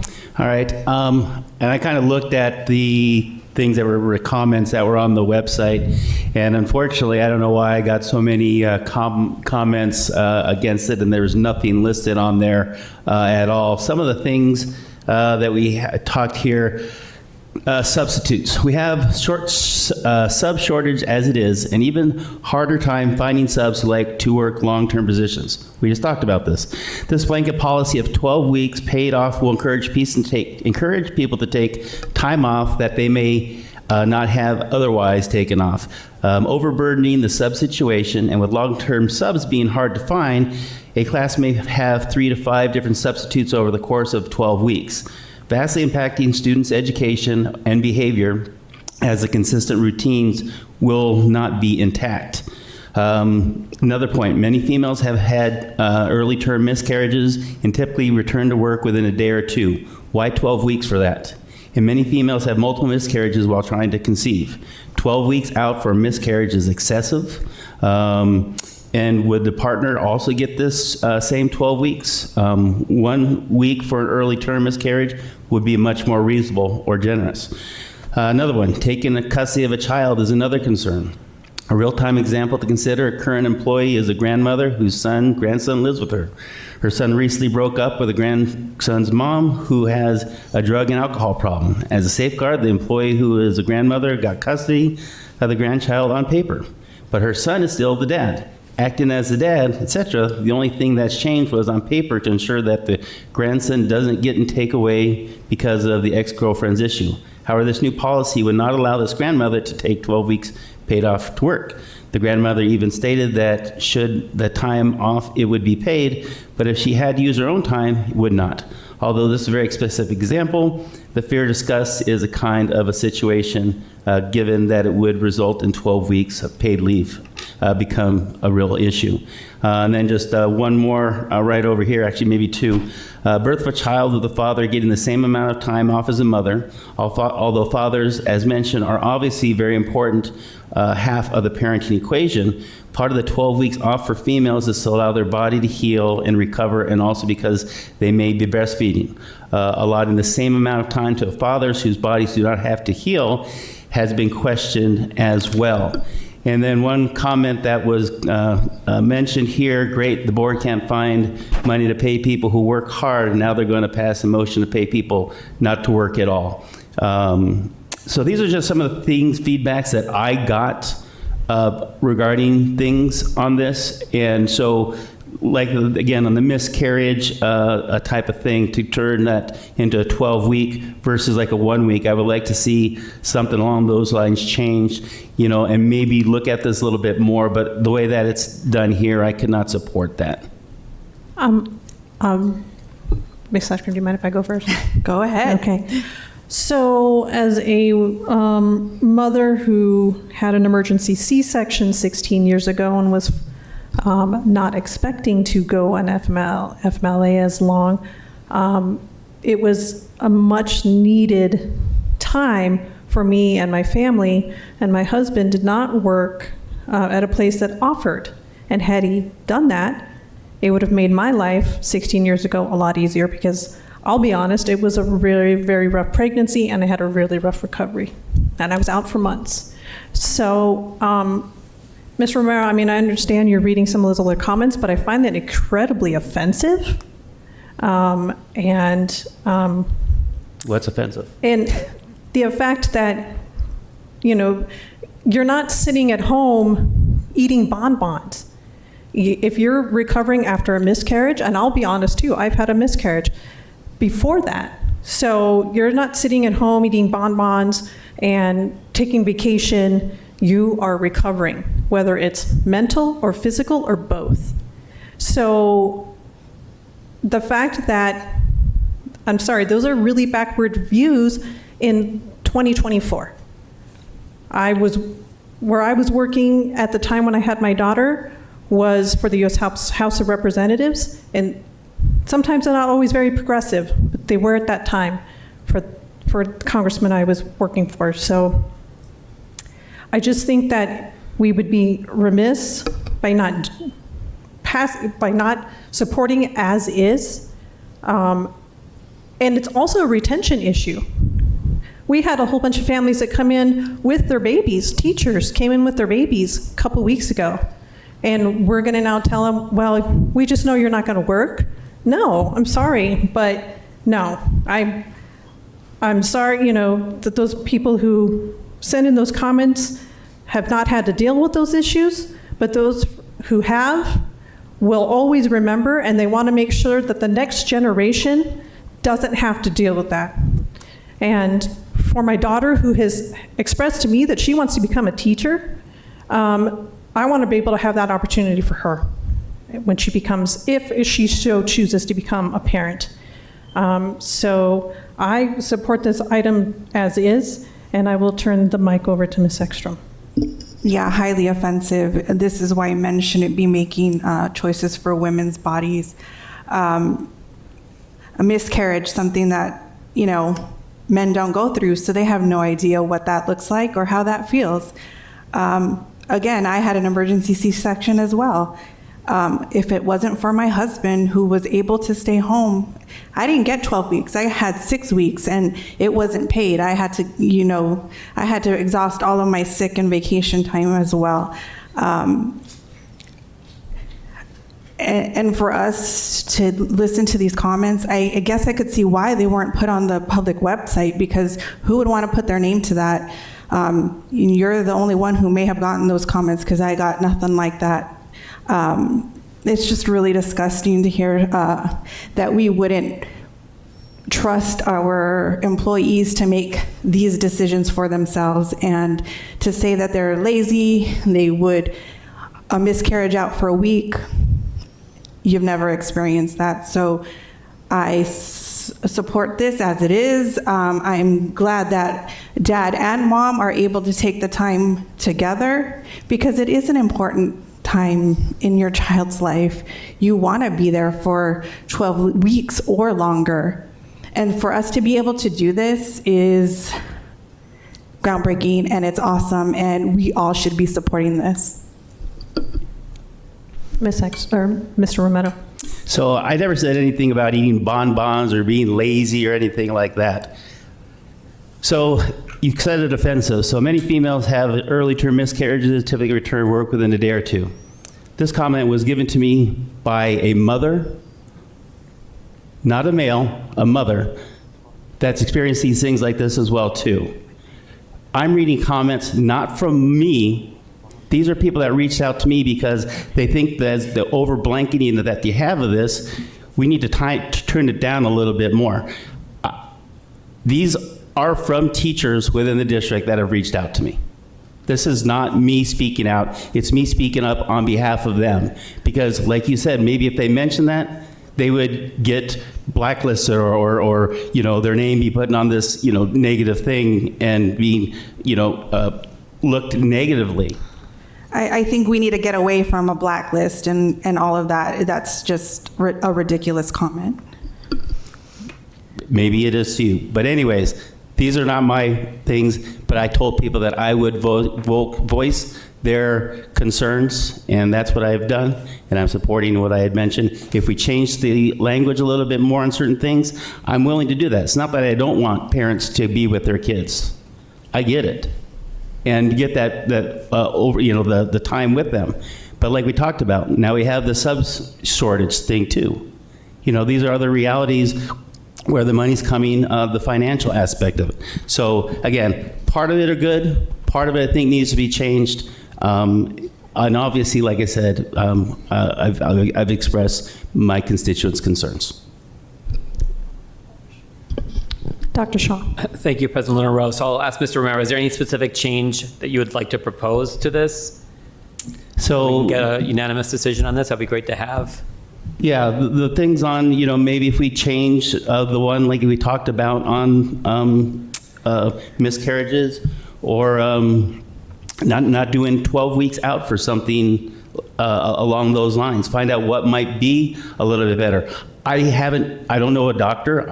I know a doctor, but as far as when it comes to miscarriages and the time to heal the body, 12 weeks, like I said, when you're spending that time with a baby and you're building that bond and everything, for me, if I were to, again, just to have a miscarriage and have that mental thing going on, I wouldn't want to sit 12 weeks off I would want to get back to work and keep my mind off those things, keep my mind occupied, because I know that's something that's very emotional to these people that go through these things. It's just too over.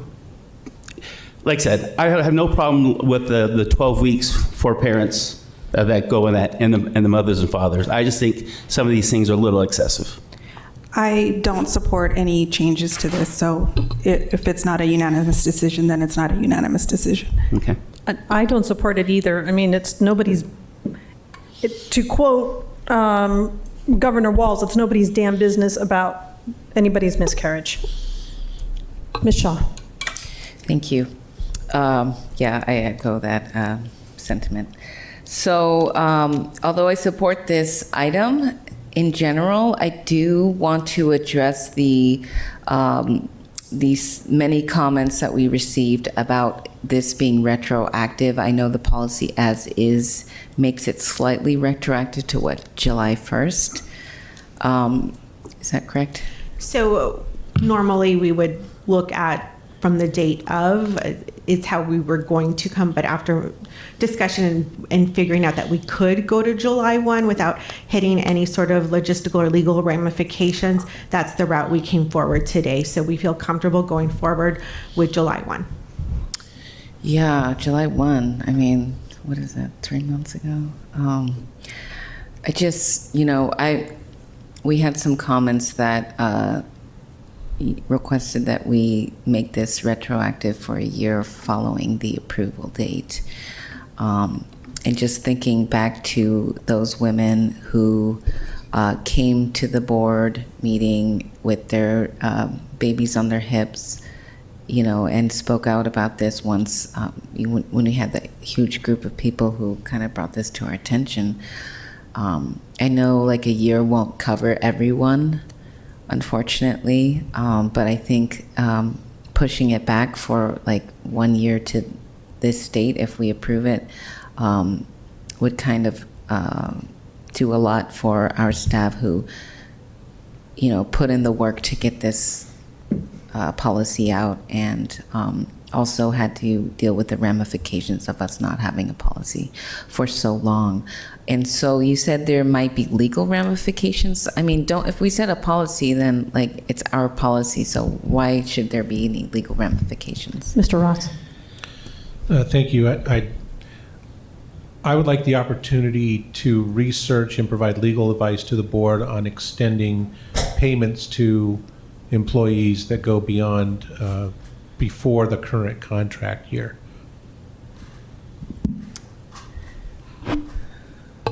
Well, I mean, this technically still needs a few days of public comment. So I think if we can, our next board meeting is next month, but if we can get some, if we have to get comment by legal about, if we're able to, I believe we have the power. And I think we owe it to those teachers and staff who used all of their sick time up and more because they had a qualifying event. Dr. Shaw. No, I appreciate Ms. Shaw, and I think that's really thoughtful, but I think we have a great policy. I think it's really generous to make it retroactive to July 1st so that folks who've had babies recently can take part in it. So I'll move the item as presented. All right. I will second the item. And I'd like to make an amendment to make the retroactive day be to 1 year. Wait, what's the date today? The September 24th, 2023. Can I get clarification? Payment is payment as in their hours, sick hours back. Would it be 12 weeks payment, or just getting that 12 weeks of paid time off? Okay. So here are the issues that you're going to run into besides the legal ones. So if employees have separated from the district, we're going to have to repay all of those people. One, if people have retired or withdrawn their funds from the state retirement system, they may potentially have to refund the state retirement system. it recalculates their pension liability also for them as well as for the district. If we go back to a prior fiscal year is what I'm saying. So there are issues that have implications beyond just the district into issues of retirement, of compensation, of liability, and then the legal pieces that Mr. Ross has alluded to. One of the things that we wanted to, that Marisela had mentioned, was making it for up to 12 weeks to also cover people who have that, who are kind of straddling 2 fiscal years, for example. Right now, we have less than 24 people who started their FMLA in fiscal year 24 and are eligible now, as of today, so that they can continue retroactive to July 1. Right, so we would still be able to reimburse people who've taken sick, vacation, or personal leave retro to July 1 or the start of their contract day, so that we can kind of make them whole by giving them back their sick leave or whatever leave banks they've taken. If we start crossing fiscal years, we have to research everybody individually. We're not going to get that done for a few months, I can guarantee you, depending on the individual circumstances that have to be researched on a case-by-case basis. And these are the people that I know of that Human Resources provided to me this evening, is about 24 people that are currently on FML for childbirth or one of the parental leave options. So I would highly suggest to go with the July 1 of 2024 if at all possible. And I would love to support that, but I just find like that would be detrimental to the employee and to the district. So I support the July 1st. To go back to a year, I just don't think we can do it. Mr. Ross, good question. So if we do this as is right now, we could add this retroactively later after you come back to the board? Like I said, I would like to research that, going beyond basically giving compensation or benefits prior to a current contract year. That's something that we want to give you some really clear information on before you go that route. We are comfortable with July 1st because that's the current contract year, and that is a typical thing that boards do when you've, for example, compensation isn't always settled before the contract year starts, so you end up making it retro to the current year. That's what I'm alluding to, like Mr. Hernandez said, is going back further than that. We need to do some research on that to make sure that you can do it. Dr. Trujillo. Yeah, I think that's probably the best suggestion. Would be the administration would request passage tonight. The board can handle a separate study action item on whether or not going back to 2023 or beyond is permissible legally. And that would probably be more of an exec session discussion before the board entertained a public consideration. Okay. Well, I do believe Ms. Shaw's amendment died for lack of a second, so I would like to move the, Biden's already moved. I'd like to do a roll call vote, please. Ms. Barboa. Dr. Ravi? Yes. Ms. Shaw? Yes. Ms. Ekstrom? Hell yes. Mr. Romero? No. Ms. Luna Rose?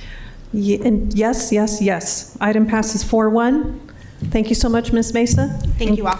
And congratulations to our TUSD employees. We are the first district, I do believe, within the state that offers this policy. So this really is a groundbreaking vote, and hopefully sets us up as a leader in this. So congratulations to all that worked on this. Thank you.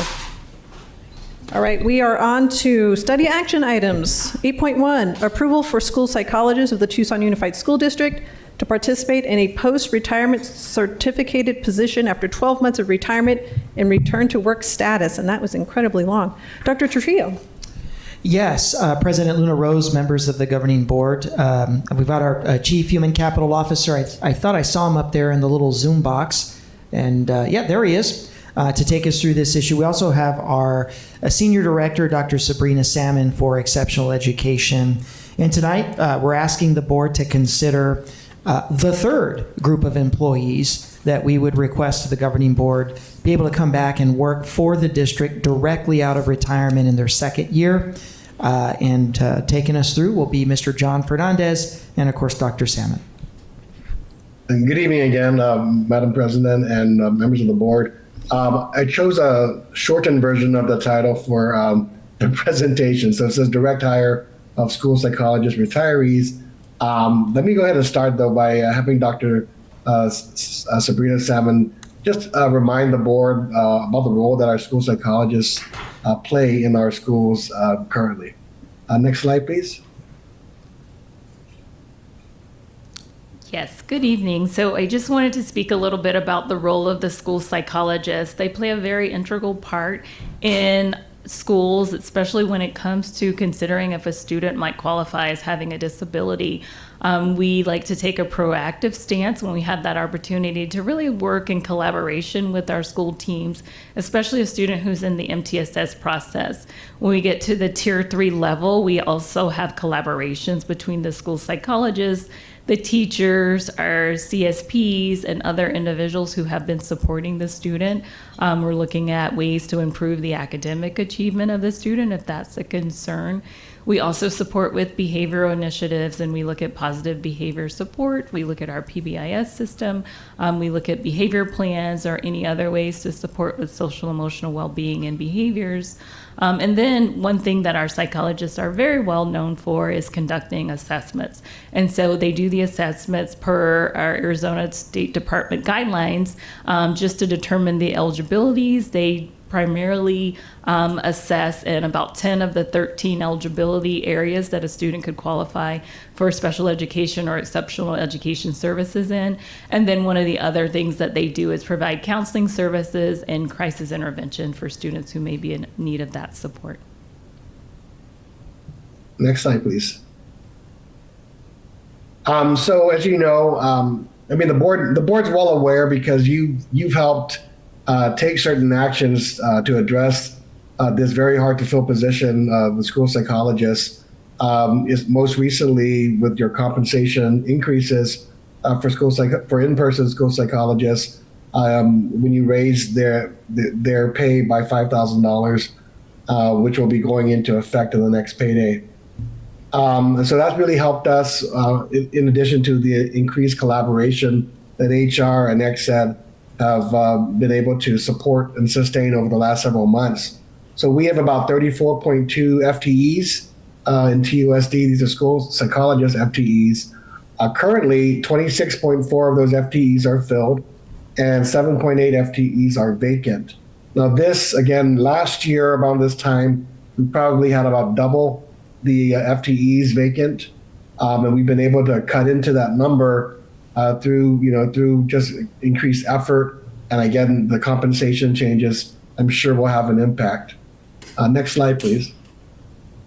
As you know, as we asked you for another tool, just remind you, of course, Arizona state law does allow for retirees to return to work, receive retirement benefits as long as they, once they complete their year of separation.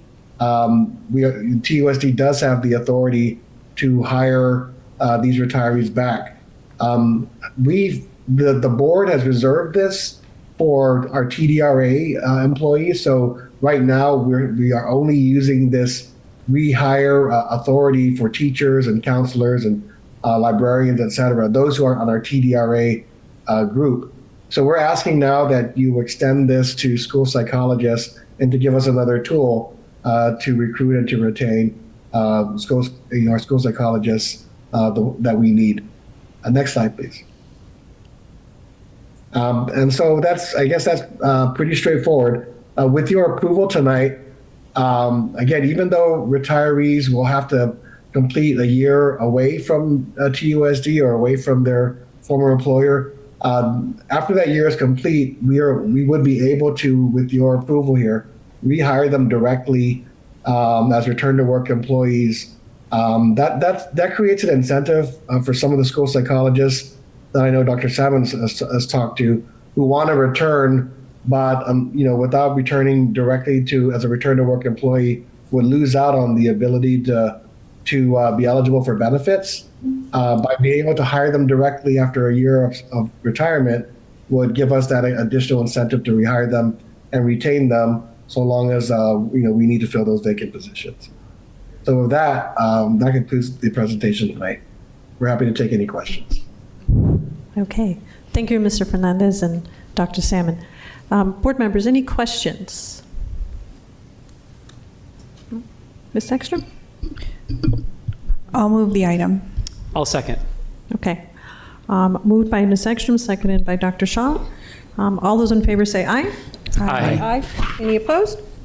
The ayes have it. Thank you so much. Great. Thank you, Dr. Solomon. Thank you. All right, I do believe, there's Dr. Trio. We are at 9.1 TUSD Credit Recovery Program Requirements. President Luna Rose, members of the governing board, I'd like to welcome our team. We have Dr. Flory Hewitt, Curriculum and Instruction Assistant Superintendent. We have Luke Skiba, who's a credit recovery teacher at Tucson High, and he's also a member of our Alternative Ed Advisory Committee, Senior Director for Curriculum Development, Heidi Aranda. And tonight, we're going to focus more on credit recovery requirements, the regulatory measures that we have in place currently, and yes, they can always be improved upon. We can always do them a little bit better. But we really wanted to make sure that the board and the public had a very clear understanding of all the different requirements that we have for students that participate in credit recovery, particularly around testing, which I know we heard some concerns that called to the audience. So I'm going to turn it over to the team to take us through. Thank you, Dr. Trujillo. And just a point of clarity, Luke Skiba now works in the curriculum and instruction, so we stole him from Tucson High. So we're very fortunate to have him in our team. So good evening, governing board members, President Luna Rose, Clerk Member Ekstrom, and Dr. Trujillo and legal counsel. We want to thank you for the opportunity to share with you our credit recovery program, our guidelines, our processes, and procedures for this essential function for our district. The purpose of our presentation will be discussing specific requirements for participating in credit recovery, as well as the guardrails that are in place to ensure that our program runs effectively and prepares our students academically to meet graduation requirements. So to start with, we're going to talk a little bit about and defining who qualifies for credit recovery. As you can see on the slide, a student who has taken a semester course that is required for graduation and received a failing grade qualifies for credit recovery. A point of note is that in our district, Algebra 1 is one of our highest attended credit recovery classes. Typically, students are not allowed to enroll in credit recovery courses within 6 weeks of graduation. However, in certain extenuating circumstances, the administration may grant exceptions. In such cases, the administrator collaborates with the credit recovery teacher to develop a feasible, academically sound plan that upholds the integrity of the student's academic work. For example, in our district, an extenuating circumstance was when we had a student that had failed Algebra 1 in second semester. They were enrolled in credit recovery for Algebra 1 first semester in error. And this error was not discovered until the student had already completed the course. But in order to graduate, the student needed to take Algebra 1 second semester. Because this was an error on the school's part, the student was allowed to enroll in the correct semester and complete the course. So with this introduction, I'd like to hand this off then to our team, beginning with Mrs. Heidi Aranda, our Senior Director of Curriculum and Professional Development, and Mr. Skiba, one of our Professional Development Academic Trainers, who are going to walk us through our different definitions and requirements.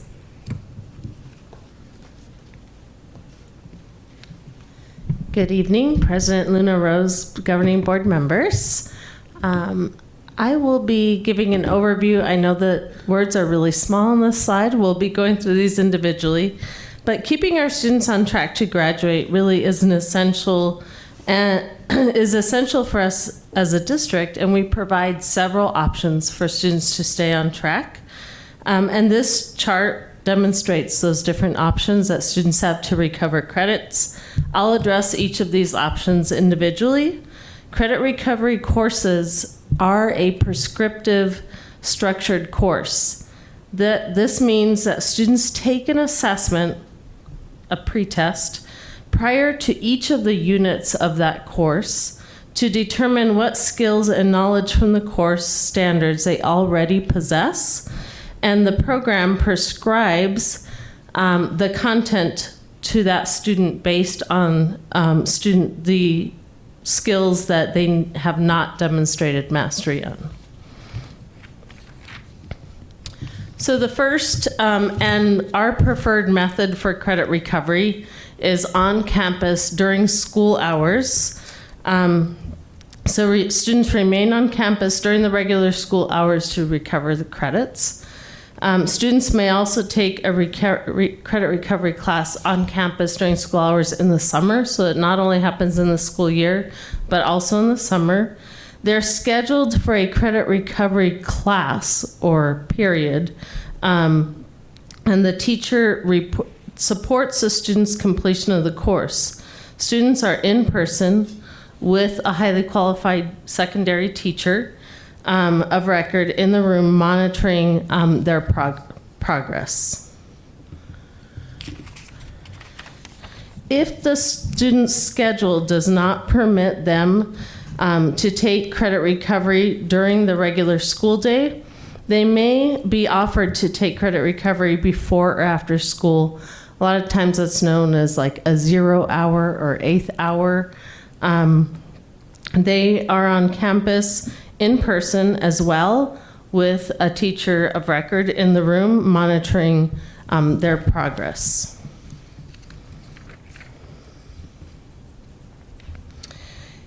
If students do not have sufficient options at their home school that work within their schedule, they may enroll concurrently at TUBA. This is a not very common practice and also not a preferred method. This option may be a self-paced course, and the assigned teacher would monitor that student's progress. The unit tests are taken via Zoom with a teacher, and the final exam must be supervised by a teacher in person. Students needing this option would work with the counselor, the APEX site coordinator, and the administrator to assure that there are no local options or other ways that the students can recover credit.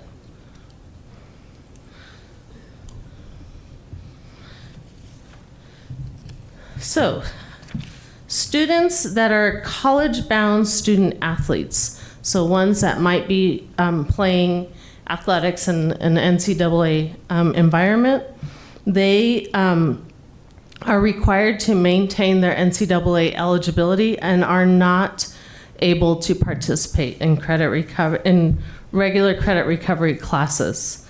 The student is not able to take a prescriptive class.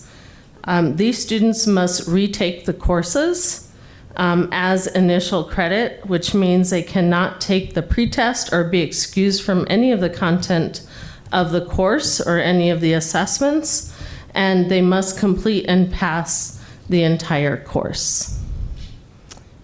So that concludes the different options that students have to recover credits. And now we're going to talk a little bit about the teacher's role. So the teacher's role is vital in these credit recovery classes. The teacher offers support to students in all credit recovery, remediation, and virtual school programs. The teacher must be a secondary certified teacher. They supervise students during the work time while on campus. Teachers are all trained by APEX, by either the designated site staff or our district coordinator or by APEX themselves. They will also need to monitor and support activities and intervention for students who are not meeting mastery, as well as work with parents if there are academic issues or behavior issues. The teacher must make accommodations for IEPs, 504s, English language development supports that are needed, just as they would in a regular classroom. And they develop student agreements to assure that progress is continued and during the enrollment of the course. When a student has finished a credit recovery course, the teacher ensures that all of the grades have been entered into gradebook, and the teacher has to manually issue the final grade. The teacher then notifies the APEX coordinator that the course has been completed by that student, and then the coordinator of that site works with the high school registrar to enter that on the student's transcript.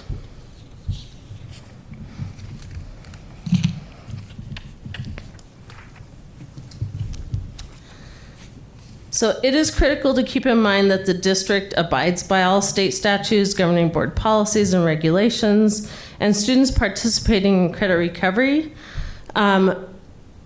receive grades from a teacher, a credit recovery teacher. It's important to note that the teacher is the authority in determining progress, achievement, and ultimately the final grade. If a review is necessary of a teacher's grade, that would only come before the governing board, and the governing board would review that teacher's decision to either pass or fail a student, just as in any other course, according to legislation. And those decisions are based, right, on the competency requirements of that specific course. There are a couple of ways that students pass a credit recovery course. One is that by completing all of the assignments, tasks, and quizzes of a course, as well as the final exam, and they receive a 60% or better of a grade, then they would pass that course. Which is true in all of our regular courses as well. Or option two, they have a grade of 60% or more. They have completed at least 80% of the course content, and they received a 60% or higher grade on the final exam. Again, that grade is entered manually by the APEX teacher who has reviewed the academic progress of that student. And now I will pass it over to Luke, who will give you some concrete examples of how teachers monitor that progress.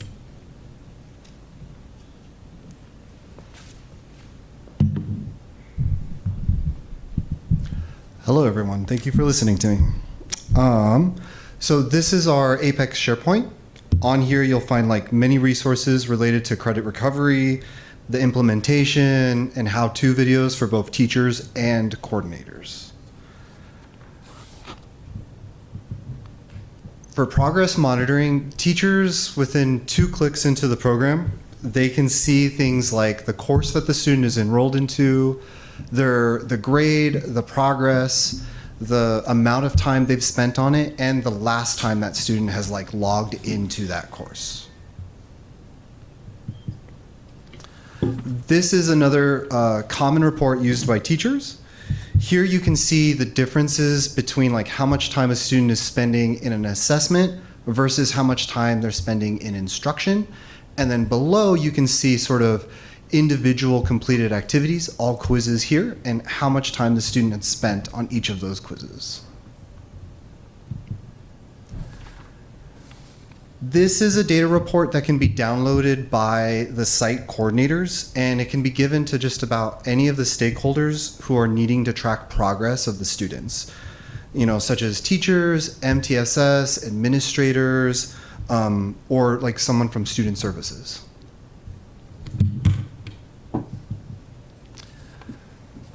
The gradebook provides great transparency for teachers on students' individual progress. Teachers are notified, kind of like with the colors there, if a student is failed an assignment, or if the student is struggling or in need of like teacher intervention. This is what the final grade would look like. So they're never automatically awarded, and Students only receive the credit when the teacher approves and manually enters a validated grade.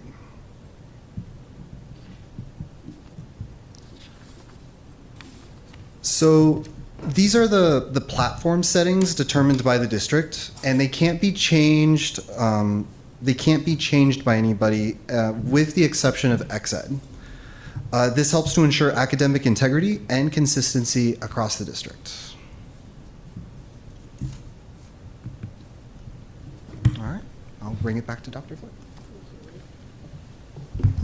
Okay, so as with any program, any system in place in educational settings or even in organizations, we know that there's always opportunities for improvement.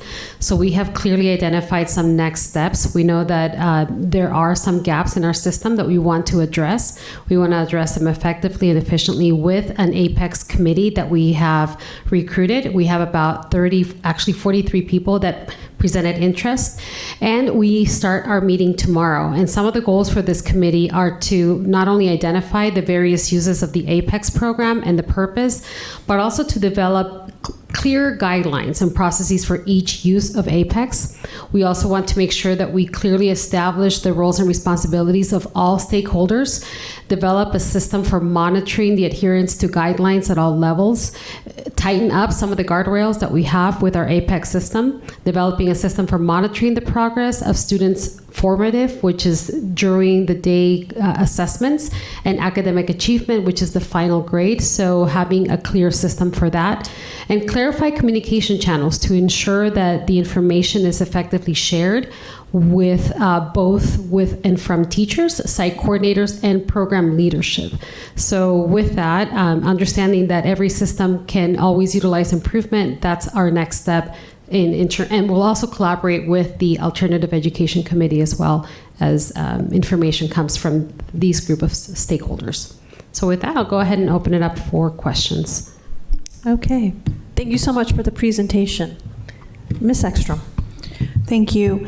I just want to clarify, when I asked Dr. Trujillo for an APEX presentation, obviously I had looked at this, but I wanted to address those concerns about why we aren't identifying students who have failed, right away, and what that looks like, and those kind of processes. Where are we with that? That's a great question. And actually, our counselors do run F grade reports on a quarterly basis. However, after that's run, it's really up to the school administration to put the guardrails in place at the school site to ensure that those students are either enrolled in credit recovery options to make sure that they're catching up to their course. So then if they aren't enrolled in something like this and they move on to the next semester or the next year for Algebra 2, why are we allowing that to happen? Go ahead. Dr. Trujillo. The way that the Arizona K-12 standards are written for mathematics is algebra is a year-long course of study. Algebra 1 and 2, it's a full year, okay? So when we're talking about whether or not students failing Algebra 1 would be unable to be successful in Algebra 2, they can be successful in Algebra 2 because Algebra 2 revisits a lot of the Algebra 1 concepts. There has to be a lot of reinforcement that's going on. When you start getting into Algebra 3, 4, then, okay, now you're looking at skill deficiencies. So I think we have to strike a balance between making sure that kids have the necessary skills to move from course to course, not semester to semester. I think that's where we need the clarity.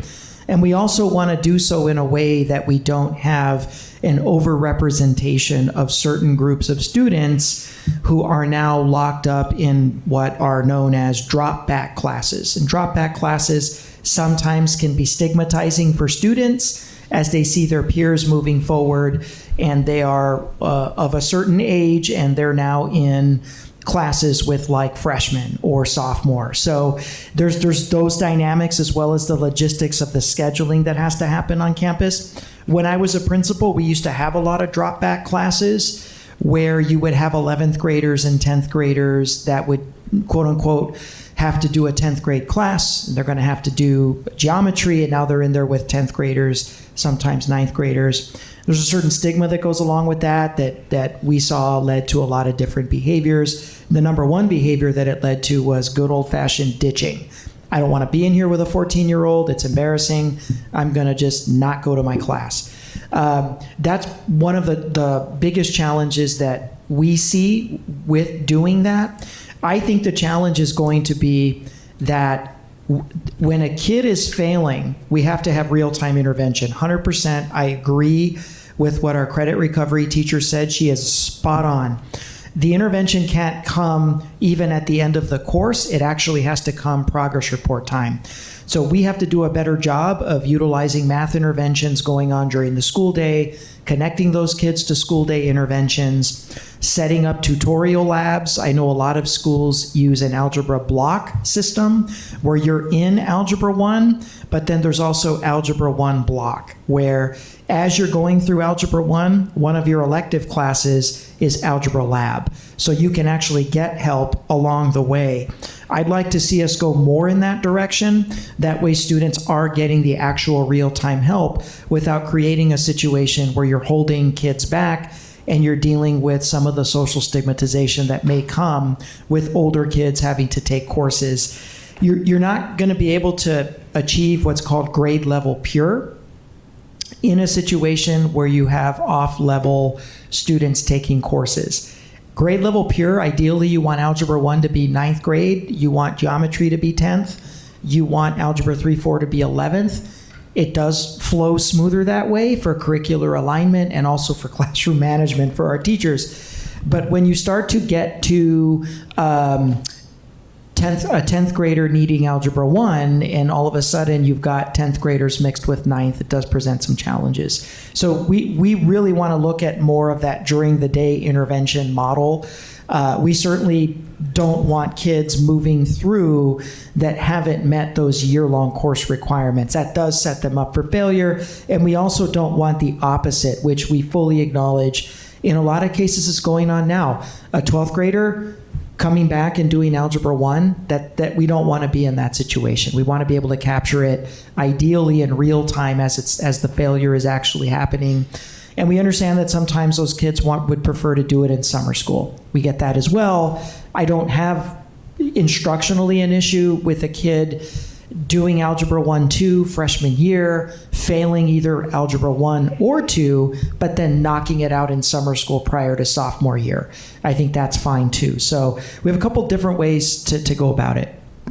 And then just one more question. How many students utilized this last year? Oh my goodness. Let's see. Do we know or? Credit recovery in general? Mm-hmm. Oh, a lot. We could get those numbers Okay. for you. Thank you. Ms. Shaw. Thank you for the presentation. I agree with what Ms. Ekstrom said. I think we need to do more to help these students. And I like the idea that Superintendent Trujillo proposed about the block classes and like doing more interventions. I mean, I guess we don't have numbers now, but would you, they're in the thousands, I imagine. We would have to get those. I want to give you correct numbers, so let me get that back to you for sure. I don't think in the thousands, but it's definitely up there. Right. And is this just high school for credit recovery, or? Yes, it's just for high school, correct? Okay. Let's see. So I didn't see anything in that slide about the statute language about like having it have to be offered as a letter grade. There's nothing statute-wise that we can change our system to pass-fail, right? Oh, I see. There's nothing prohibiting us from changing it to a pass-fail. Is that what you're saying? Right. Yes, that's correct. Yeah. We could, like, that could be a recommendation of the committee. Because I know that is like one of the criticisms that I heard that, like, you know, you could potentially get an A in however many weeks it takes to, pass the class, and then those students who did their due diligence during the year might get like a lower grade and not have the opportunity to like boost that grade up. And that is one of we have identified several areas that the committee will work through in regards to credit recovery, and grading and transcripts are all part of that. Okay. And I guess here's a random question, but like say a student like failed all of their classes and then they took all of the classes and got credit recovery like an A in. Is there any what if a credit recovery student received through credit recovery a GPA that outpaced like the valedictorian who earned all of their credits the regular way? That's a great question. So if a student fails a course, that F never goes away. So the credit recovery grade does not replace that F. So let's say they did amazing and got an A. Not usually the case, but if they did, it would still. It shows up on the transcript as, so the failed course would show up as Algebra 1.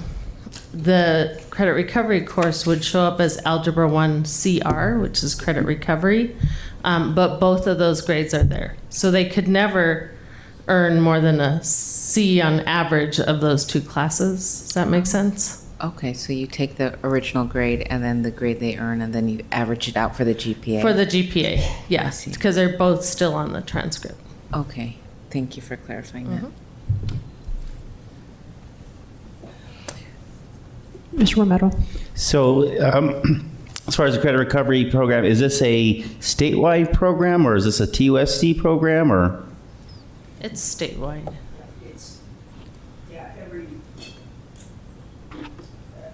Union School District or Unified with its high school operations offers credit recovery, largely the same kind of a framework.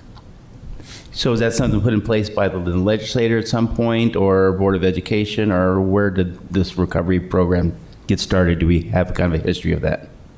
Well, to get particularly statutes, I'll have to turn that over to some research in terms of Mr. Ross. But we go largely off of seat time, and we go largely off of Board of Education established credit requirements for high school and being able to meet those requirements. Okay. All right, board members, any other questions? Okay, thank you so much for the presentation. Thank you. All right, I do believe we're towards the end of our meeting. Future meeting dates and agenda items, Dr. Trujillo.